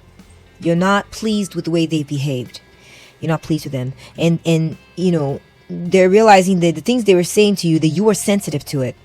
And them seeing your reaction is causing them, worry and fear. I don't think that they intended, they thought they could just dissuade you. And you'd be like, oh, really? You don't think that it's too hard? Oh, wow. Thank you for helping me, hater or enemy. I'm going to go ahead and just leave that alone. Thank you. They were projecting their sense of limitation and fears upon you. Maybe fears of maybe they weren't able to make that kind of thing, or maybe they didn't want you to do that or be able to be successful at that, and they just doubted you or whatever it was, and they undermined your confidence. And they're realizing that I feel like they're viewing you as sensitive because of the way you responded. They felt a downturn in the energy, and the way you're traumatizing them is they're realizing that you're not pleased with what they were doing there. They're not pleased with the way they undermined your confidence. You're dissatisfied with them as a person and the way they treated you, and that you're sensitive now towards them. You now understand how they were, how they behaved. So another way that your hater is feeling traumatized, pile 4, is they're noticing that you're not stable with them anymore. Maybe you used to always be there and to talk to them, and there was always a very good line of communication, or things where it was very constant interactions or something like this. But now it's very inconstant. You don't talk to them much. Okay, so pile 4, you are no longer like, if you were constantly talking to this person or being their friend or being in touch or doing something with them, you're now starting to be inconstant. You don't show up often to hang out with this person. It's like touch and go with you. You're not stable with them anymore. And when it comes to maybe hanging out with them or doing something with them, or you're indecisive, you're hesitant, you kind of stay away from them, and this hurts them, to be frank. Pile 4, they didn't mean to get this kind of a reaction out of you. They just wanted to be able to talk down your ambitions in the guise of trying to spare you of the heartache of failure, or help guide you with their quote unquote wisdom. I don't know, it's geniuses that do that. It's really hard industry. You sure you want to do that? Or or you're not, your singing is just, the people out there, they're gorgeous, or they're great singers. Almost as if to say, pile 4, that you're not gorgeous, and you're not that gorgeous, and you're not that great of a singer, or you're not that good at it, or you're not that smart. It's going to be hard for you out there. Like, that's what they were implying, that basically, without saying it outright, messing with your confidence.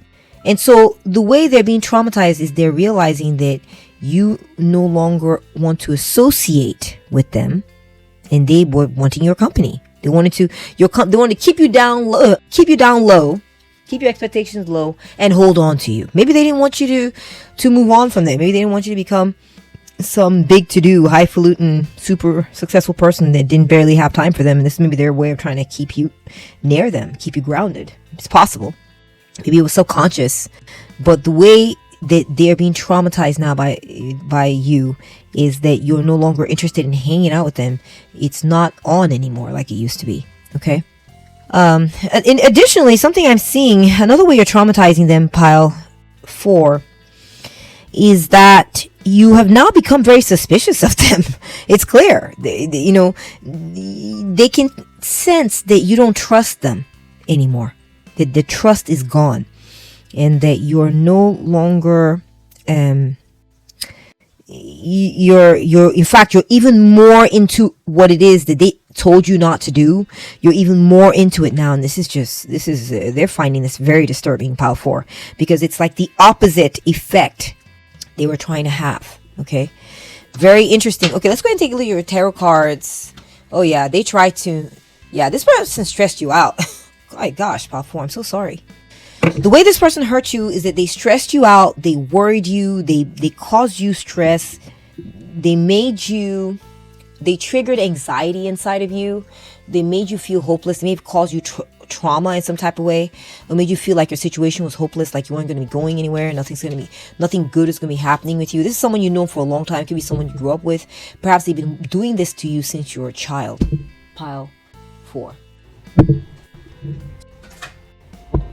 It's possible that you grew up with this person and, they've plagued you and stressed you out for a long time. They've worked these ideas into your mind to make you feel like, I don't know. I'm sorry, Pile 4. Let's go ahead and take a look at what else is coming through. We got the World card. This person didn't want you to be accomplished, Pile 4. They got in the way of your accomplishments. They said things to you to make you feel like you couldn't accomplish something, like you were not going to be able to finish, or you weren't going to be able to attain your fulfillment in something. Okay, they made you worry, make you feel like you weren't able to complete this long-held dream, maybe since you were a child, or calling. Maybe I'll give you an example. Maybe you, ever since you were little, you always wanted to be a ballet dancer, and you would just put on your little tutu and prance around the house. And maybe you had a sibling or a friend who always told you, you're not going to be good at that. That's not real. And, they just will always talk down about it. Like, whatever, you're so silly. That's not nothing. But inside, you really, really wanted to do this thing. It really was you. You really wanted to grew up, you watch these big time ballet stars and prancing around and doing the, Tchaikovsky, performances or whatever, and you're like, I want to be like that, and I want to, go into the ballet school and all this, and they would just laugh at you, or they made light of it or something like this. That's possible. I feel like this person, they may have scapegoated you. Maybe there was a long-held dream you had, and you finally made it. You got into that school, and you weren't treated well there. Maybe they suspended you. You may have gotten suspended or released from a school that you wanted to finish, and they didn't let you do it. They may have stalled you. They may have been detached towards you and towards your aims, like they didn't seem to care or want to help you or reach out and support you in this thing. They kind of like detached from you. They may have made a scapegoat out of you and didn't let you accomplish what you wanted to accomplish, and it really bothered you. I'm sorry, Pop 4. We have the Queen of Pentacles. Yeah, you wanted to be successful in this thing. There was something you were nurturing, something you wanted to become. Maybe you wanted to become a businesswoman, you wanted to become a CEO, and maybe you went to school for it, and maybe you got suspended, or you had to put your, maybe someone was cruel to you and was insensitive to you, and they said, you need to go ahead and set that aside. We need you with other things. I know you have this big dream, you want to do this thing, but you need to just go ahead and set it aside. We need you here, we need you there.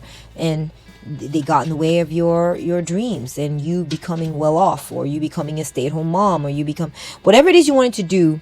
You had to sacrifice yourself for somebody or for something, or you're stalled in some type of way from doing this thing.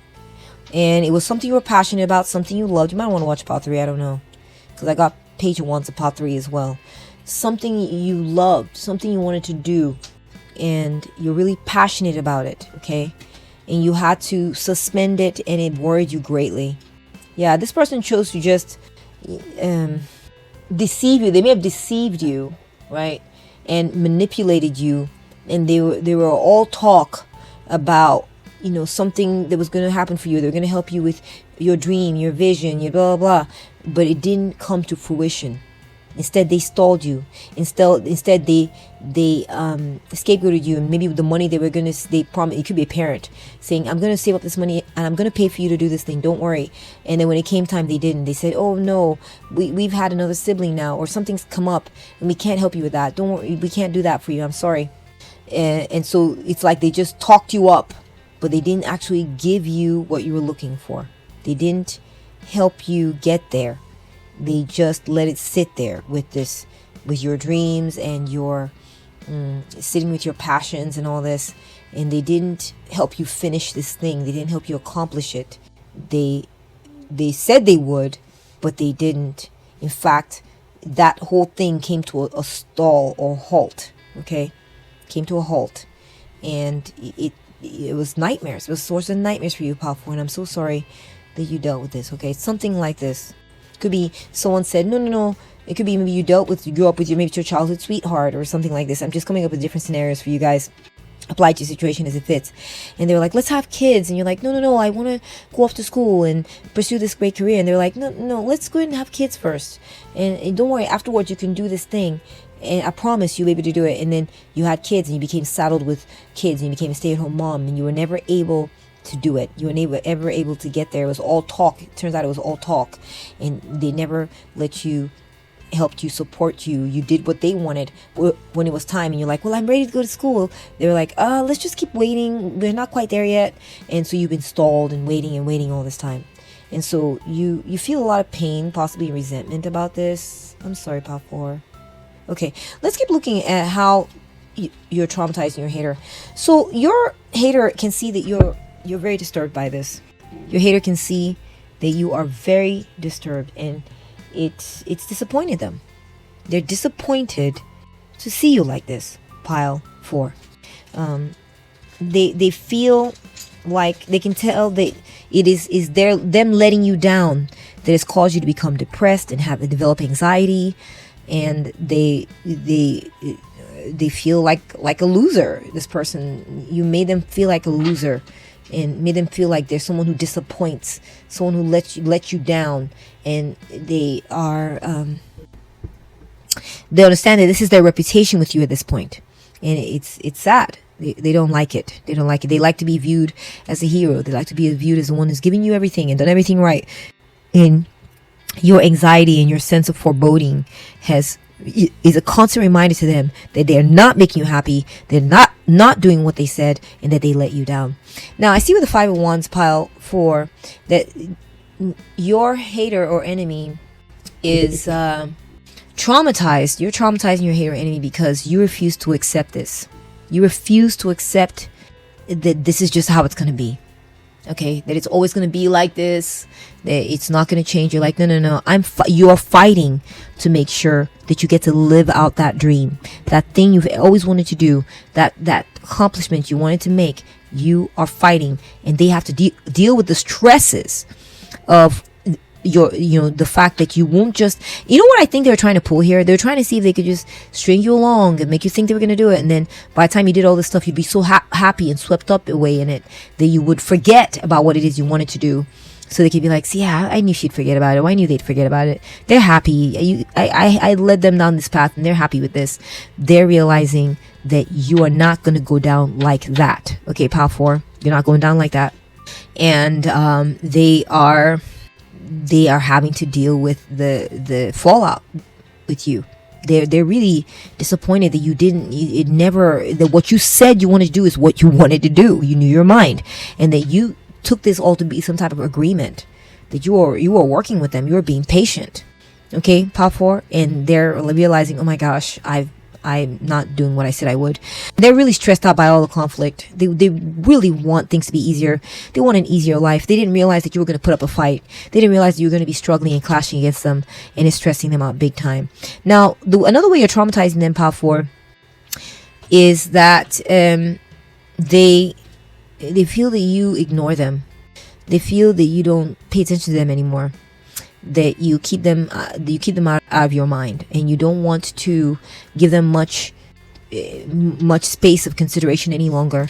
Maybe you used to be more about them, now you're less about them. We got the King of Wands. Yeah, the way that they're suffering, they're feeling traumatized right now is that they're realizing that you don't view them as the one who overcomes challenges. Okay. They're suffering because they're realizing that they were not able to keep up with the expectations, that their reputation is getting tarnished in your eyes. They now understand that you view them as a letdown.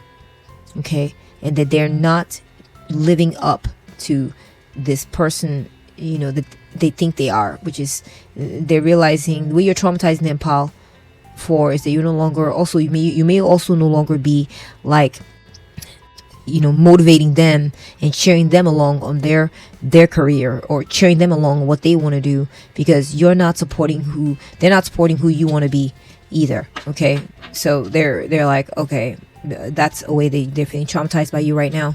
Pile 4, we have the 10 of Cups. With the 10 of Cups, pile 4, I see that they're not having domestic happiness.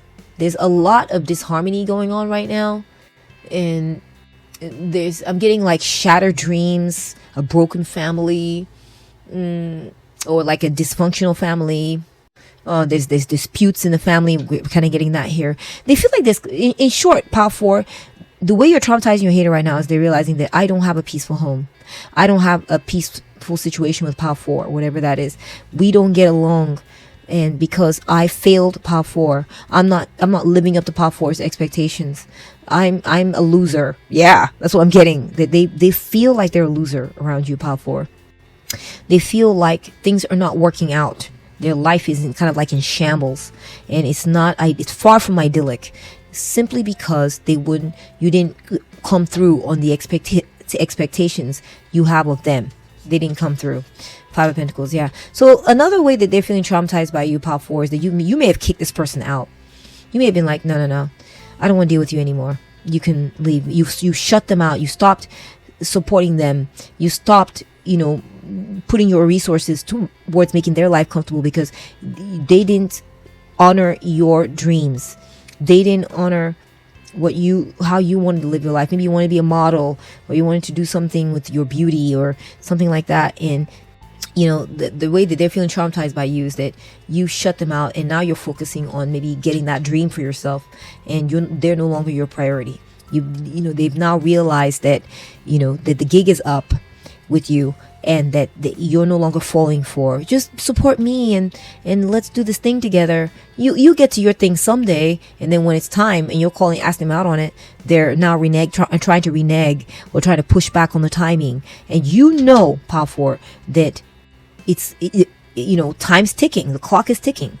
You won't always be young. You won't always be strong. You won't always have a sharp, super sharp mind, or be in this position where you can do something about your dreams. And so you decided to downgrade them. This might be even possibly a divorce. You may have divorced this person, and this person is feeling like, shut out, abandoned, like they don't have the good stuff you used to give them anymore. They feel a lack. They're feeling traumatized by the fact that you shut them out, and they're no longer your priority. Yeah, exactly. You're now being more selfish, pile 4.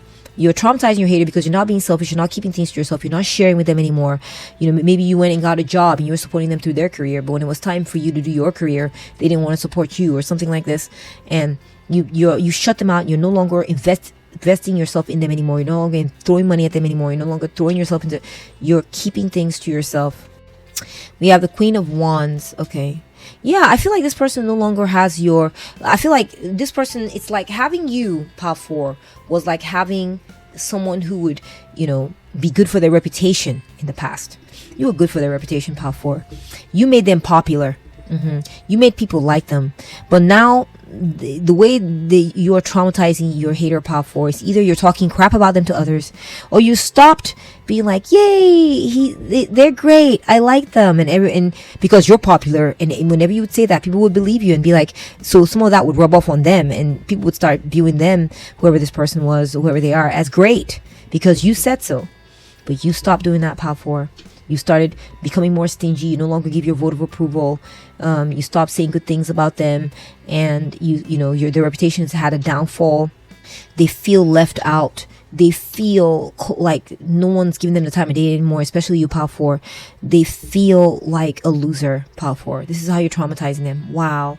Okay, so let's go ahead and take a look at your oracle cards. We have the first wheel. Pile 4, the way you're traumatizing your hater is they feel like they're down on their luck now. Things used to be great. Things used to be great. They used to be loved. Things were happy. They had money. You know, everything was great. They were sky high.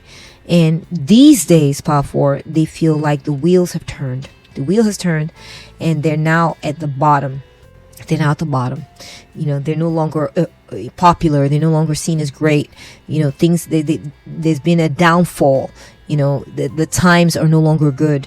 You know, maybe there was a time when you used to put them on a pedestal. You no longer do that. You now look at them like they're, you know, you give them side eye or trash or inconsequential or not important to you anymore. And this has had a big toll. It's taken a big toll on their self-esteem, Pile 4. They really feel like less of themselves that they used to be, or shadow of themselves. Okay, we have surprise, an event that occurs suddenly, unexpectedly. So Pile 4, how you're traumatizing your hater is that you no longer treat them special. They no longer feel special.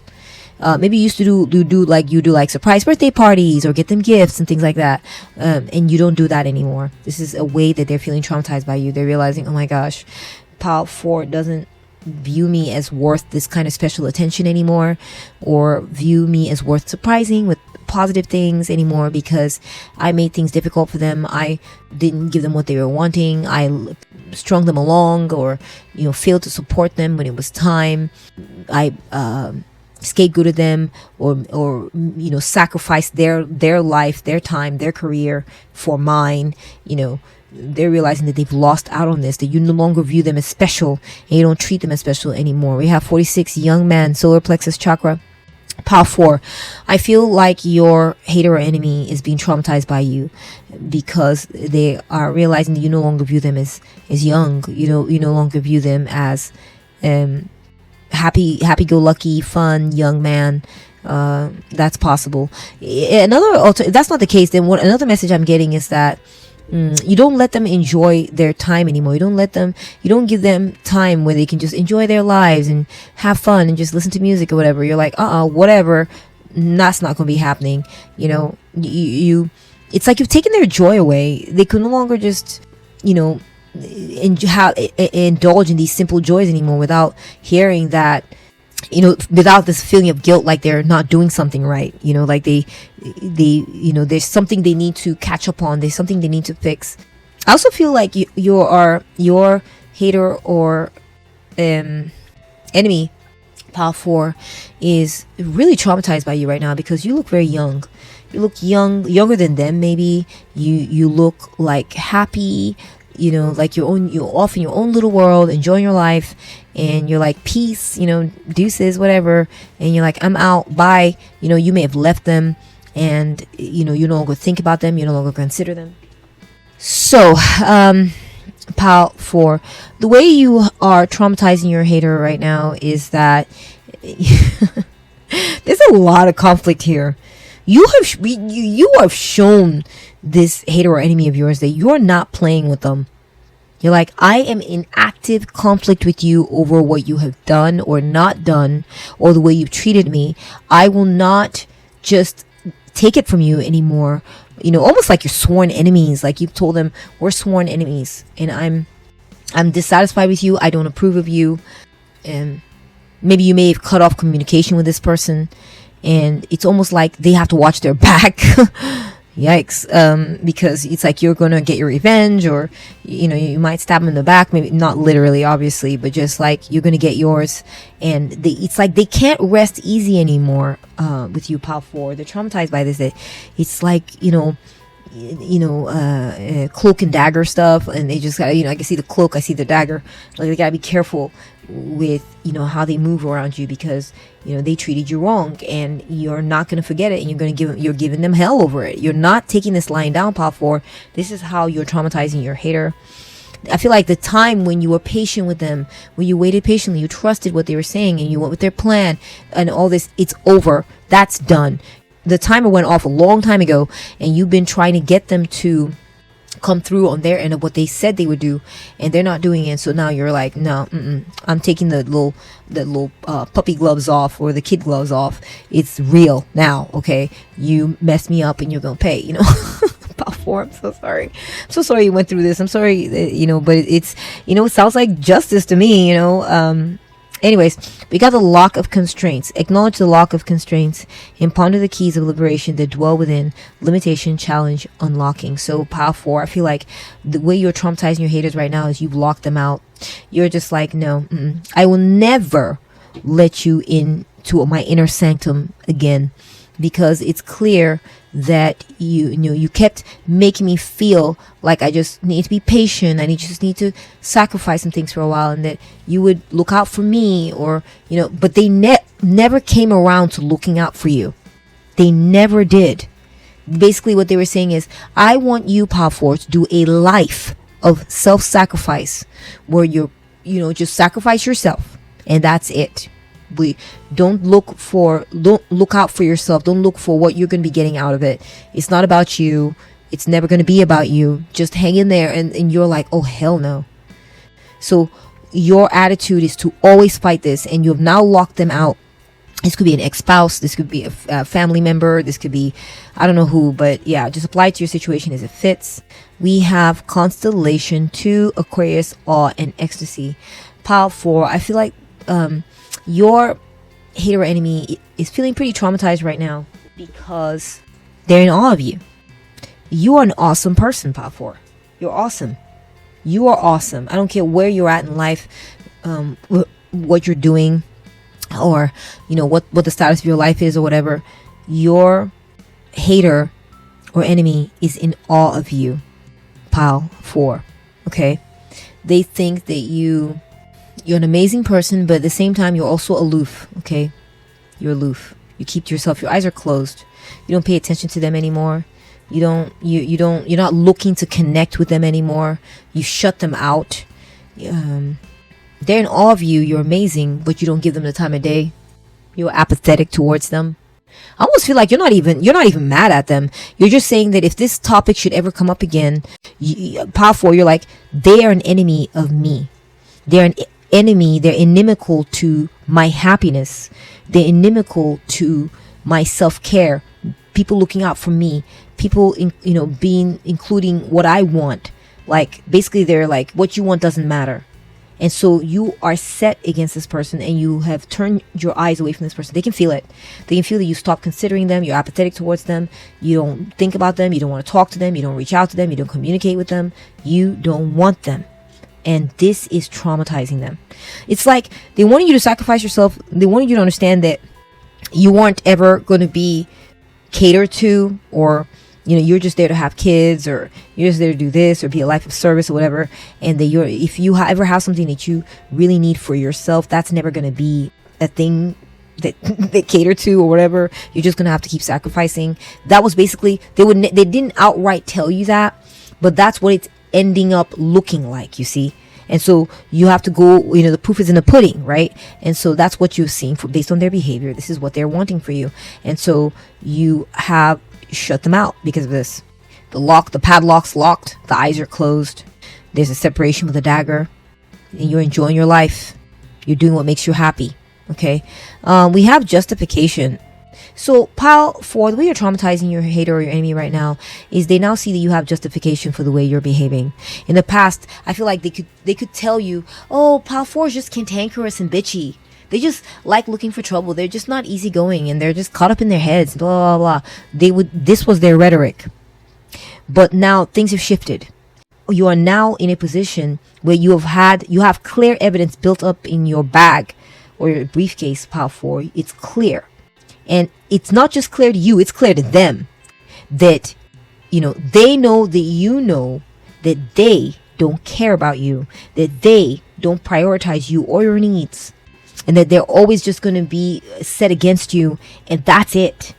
They never meant to give you more. And so they're traumatized by the fact that you're now justified in being aloof. They are now justified in taking very excellent care of yourself, looking beautiful, gorgeous. This is another way that you are traumatizing them. You can see these two well-dressed, beautiful women right here. Pile 4, the way you're traumatizing your hater is you are showing up and looking glam and gorgeous. Okay? You are just hot to trot. You are the belle of the ball. You're gorgeous. Your skin is glowing. Your fashion is on point. You look like a model. You're head turner.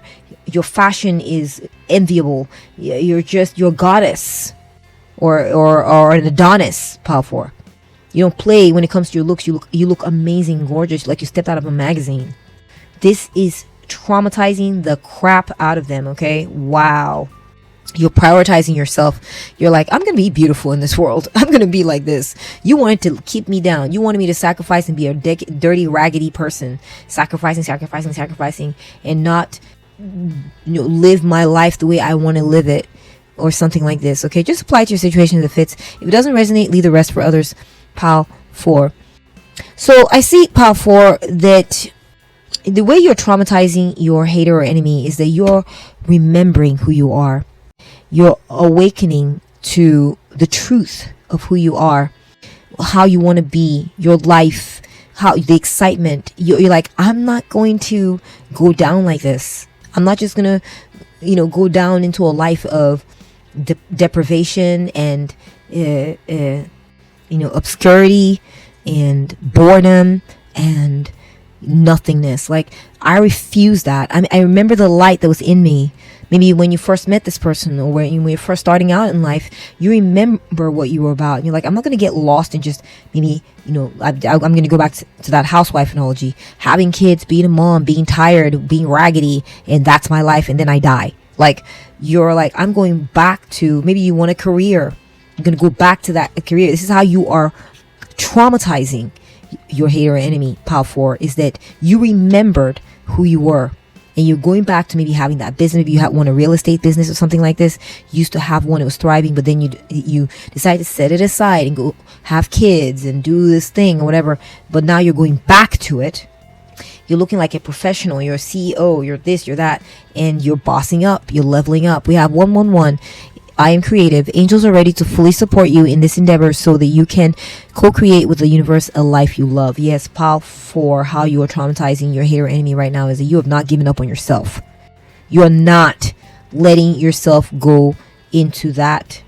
You're not letting yourself go gently into that good night. Okay, that's Dylan Thomas. You are not letting yourself go down like that, Pile 4. You're like, no, I'm going to fight to have it all.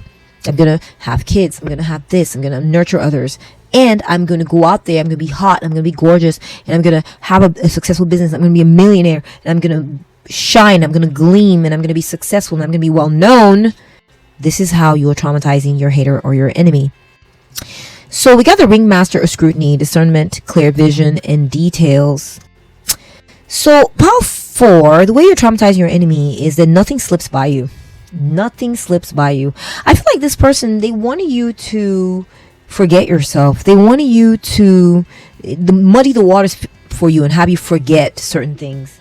And you didn't let that happen, Pile 4. You remembered who you were. Again, we're coming back. There's a theme here where it's like this person, it's almost like they're carrying out this secret campaign of sort of wanting to sort of tamp you down and make you obscure and make you forgettable and make you feel like you're a side character and not a main character, right?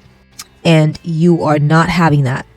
You are focused on the details and you're doing something too. I feel like you're manifesting something, Pile 4. You have a very clear vision and you're making something happen. Your discernment, Pile 4, your thinking, your strategization is on par with CEOs, with visionaries. I don't care what your background is. Maybe you're not even all that educated. Maybe you've been a housewife all this while. Maybe you haven't done much with your life. Maybe I don't know what it is, but you have innate talents that you are cut above the rest in some key ways. And this is how you're traumatizing your hater or your enemy. And I also feel like they don't have this. They don't have this. That's part of what it is. They don't have this in them. They're seeing this in you and realizing that even though maybe this person, let's say they were an ex and they got you to sacrifice your best years or your career or whatever for whatever they were doing or whatever. They're realizing that even though they got this out of you, you are so sharp that really maybe you should have been the one, they should have been the one staying at home while you were the one going to go do all these things. Maybe you would have been way more successful than they were. Okay. Maybe it was wasted on them too. That's part of what I'm seeing as well. This time where you had sacrifice. Maybe it's them who should have been sacrificing, and you going out and doing things because you are just, bringing it. We got Tabra number 51. Pile 4, the way you are traumatizing your hater or your enemy right now is that you are the life of the party. You're having a good time. People are clamoring around you, want to hang out with you. You're going out, you're having fun, you're having a ball, and you may also have a successful business. You're getting a lot of customers. Things are going really well for you. Your business is growing. Your reputation is growing. You're a successful business person, or maybe you have a lot of patronage. It's something that you do. Maybe you have a cottage business, something you work on at home, and you got a lot of people buying from you. Or maybe you're an artist, or you make clothes or something like this, and people are like, oh my gosh, Pile 4, oh my gosh, I've got to have what you made. How much? A few $100s, and like, I'll pay it. Like people are desperate to pay what you want for what you're making. This is how you're hurting your hater, your enemy. Pile 4 is that people are going for what it is that you're making because you're really good at it. You pay attention to the details.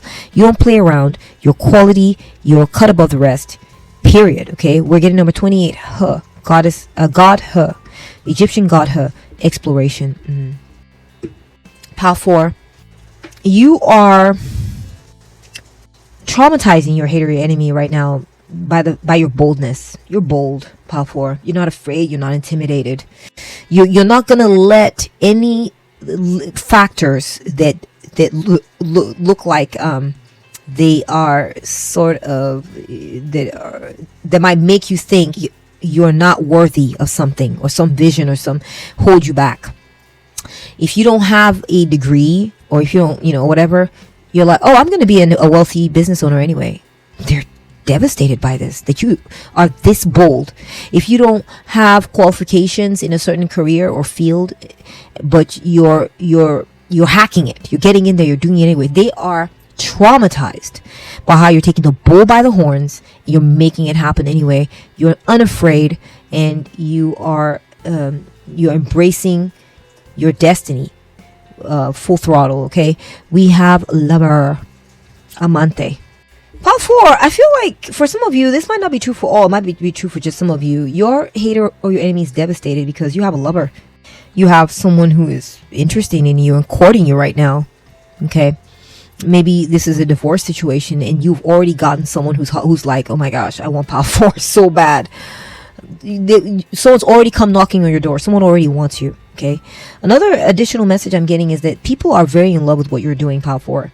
People are in love with the way you do your thing, the way you move, what you're doing, what you're creating. I see I am creative. There's something you're creating, the way you live your life, your vibe, your energy. People are just drawn to you.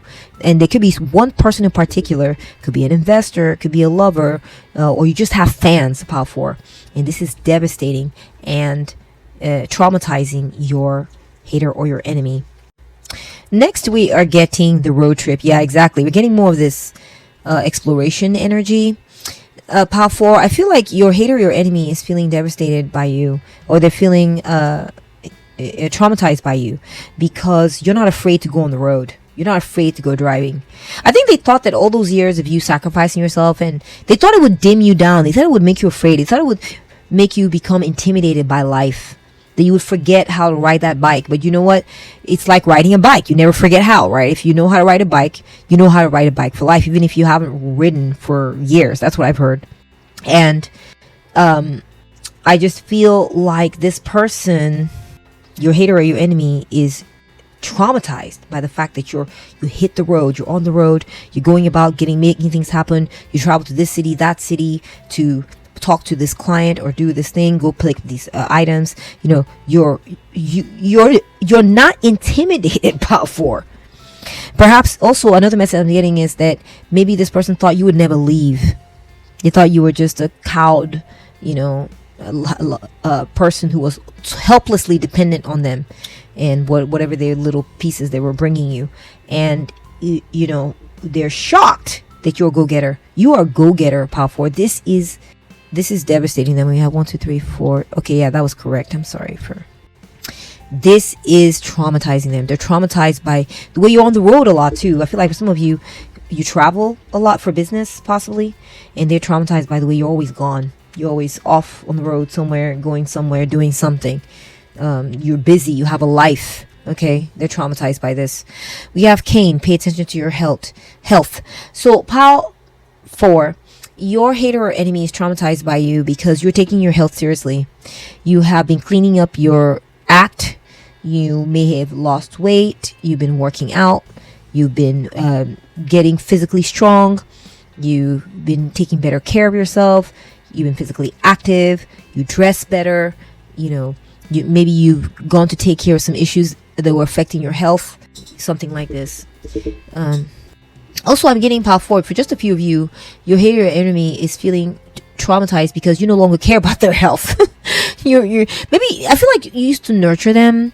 You used to look out for them, ask about everything, check into everything, and they got pampered. They got spoiled. They got used to someone caring about them. They didn't understand the value of what they had with you, and now they're realizing that they've lost that. They've lost someone who cares in you. They've lost someone who cares about the health of things, their health, and that's another message coming through. So next we're getting 44, the attraction of opposites, seduction, temptation, magnetism, a passionate encounter, meeting halfway, coupling, sexual union.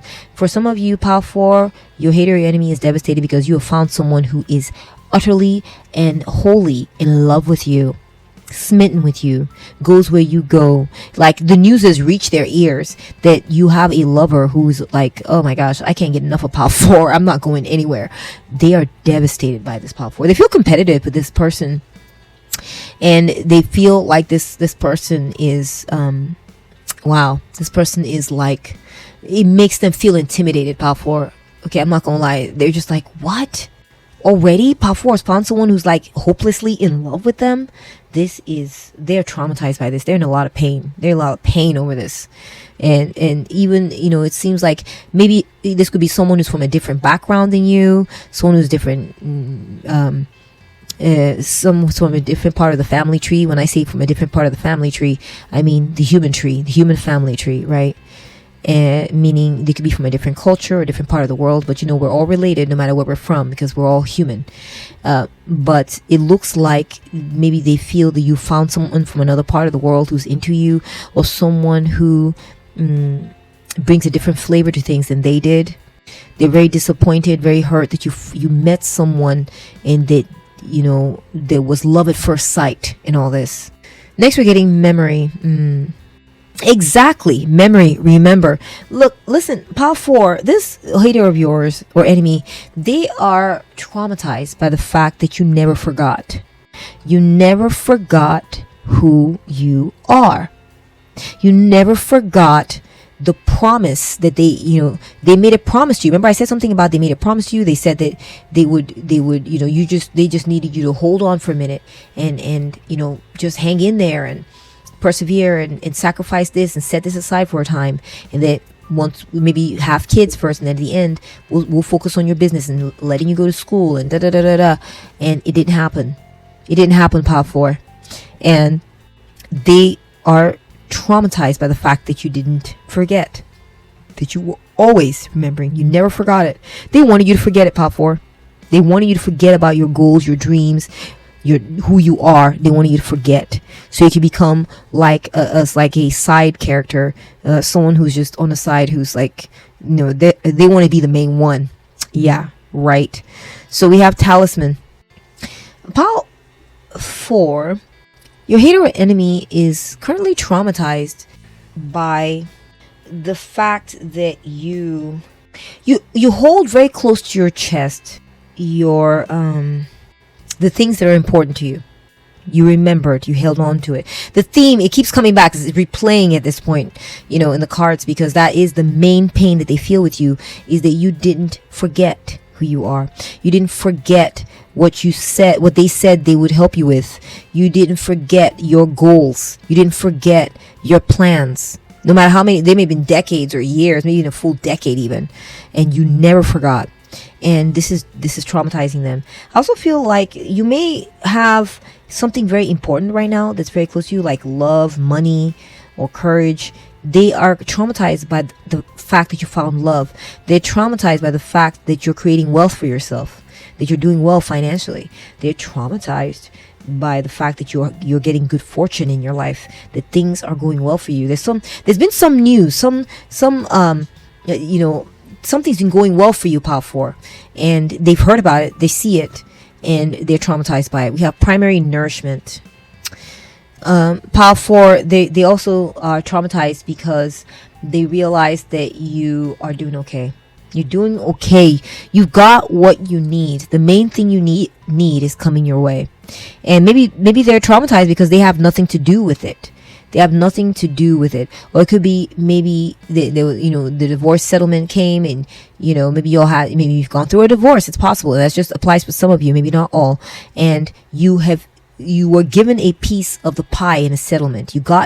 You came away with something, and you're taken care of. Your primary needs are taken care of, and they're traumatized by this because they're realizing that you don't have to struggle to get the basic needs met.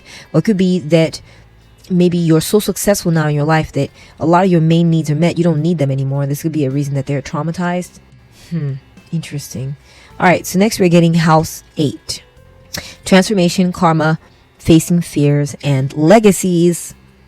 So Pile 4, the reason your hater or enemy is traumatized by you right now is because they're getting theirs. They are getting theirs, and they know it. They are now in a phase. Remember I said there was an upturn. They were at the top, but now the wheels have turned. They're at the bottom. So whatever condition they're in right now, it's a direct consequence of how they treated you. Some examples that come to mind is maybe again, I'm going back to that housewife, wife, or partner who was with someone who for a time, and they had an agreement. You do this, I'll do that, and they abused it. Okay, they forgot their end of the agreement, and so you maybe got a divorce, and in the divorce settlement you made out, right? You got a bunch of stuff from them, and you had it coming, and now they're going through a lean time. Now things are not so great. They don't have your support because you didn't treat them honorably. Something like this, okay? So I just feel like right now they understand that whatever they're going through, it's a time of lean or lack, okay? You can see that this bird here, it's just a skeleton. There's no meat, there's no flesh. They're stripped bare, and they are facing their karma right now. They're being made to face there's lack, right? We see the 5 of Pentacles, we see the bird, that's the bones, there's bare bones, and they have very little now because of how they treated you, and they understand fully, they fully comprehend, Pile 4, that it is because it's karma. It's a consequence of how they behaved, and so they are traumatized by this. Oops, we're getting high drama. So Pile 4, what I'm saying, Pile 4, is that you're laughing, you're happy, and they're crying. That this is how they're traumatized. They are hurting. I mean, their eyes are watering. There's wailing and moaning and the gnashing of the teeth because they're not getting their way right now. Okay, they're hurting. And everything they have, everything that's coming to them, they earned it. All the bad, trauma, all the bad things they did, they're getting their just desserts.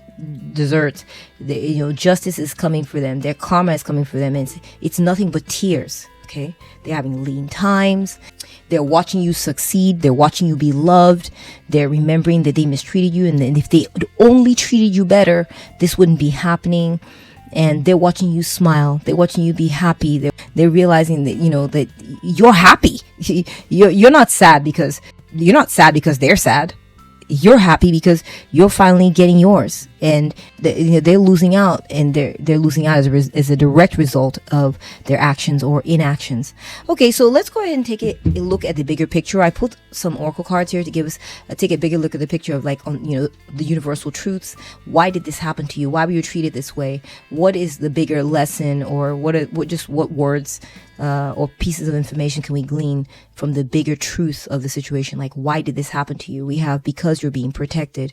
Okay, so Pile 4, I feel like you were treated this is happening for you the way it is, Pile 4, because your goals, the things you wanted, are being protected. So basically what I'm getting from this is, if they had treated you right, you would have gotten what you wanted. If they hadn't treated you right, you would have still gotten what you wanted. So, no matter how it turned out, you're being protected, okay? You're being protected. That's the overall truth. I feel like it's all good for you, Power 4. I feel like the spirit guides, the universe is saying, oh, but you're fine. That's your message, Power 4. There is no, this happened to you because you had some things to learn about, not letting people take advantage of you, or you brought this on yourself somehow. The typical narcissist truth that does not apply to you, Power 4. The message point blank from the universe is, oh, you're protected from these shenanigans. You weren't treated right. You didn't do anything wrong. You just weren't treated right. And you're being protected now. And that's what you've earned, okay? To help you see through a new lens. Okay, so I'm also getting that some of this happened because the universe wanted to expose a certain truth to you about your situation. Wanted you to see who you were dealing with. Wanted you to see that you were being given the short end of the stick. And wanted you to see that, you're being protected, and you're being protected by being shown what was actually happening, so you could wake up to it and do something about it. Okay, so you could see life through a new lens. And I'm also seeing freedom, see a new horizon for yourself. See that you didn't have to be stuck there, that there's more, there's good things coming for you. Okay, and finally we're getting, because you're being redirected to a new path. Yeah, this happened because spirit guides are like, okay, you've been through this now, you sacrificed yourself, you didn't, you weren't treated correctly, but you were going to be okay anyway. And now you've been shown the truth, and now it's time for you to move on, to go to a different life, go on a different adventure, be redirected away from this person. It was just time to move on, Power 4. It was just time. You've done what you were supposed to do, and no matter what you did, you were honorable. No matter what you were involved in, you were doing right. You were being protected the whole time, Power 4. Don't even think that this person may have thought they were getting one over on you, or that they wanted to sideline you or make you a side character or whatever. But the truth of the matter is, you were always protected, and you would have gotten yours. It was guaranteed in this lifetime that you're going to get yours. You were just being taken through a process where you're going to get to see what was actually happening and move on to a new path. And that is what I see for you here on how is your hater or enemy feeling traumatized at this time by you. If you enjoyed it or if you found it to be resonant, please give it a thumbs up. Thank you so much for watching, and I look forward to seeing your comments down below. I'd love to chat with you. Take good care of yourself, and I'll catch up with you at the next one. Bye.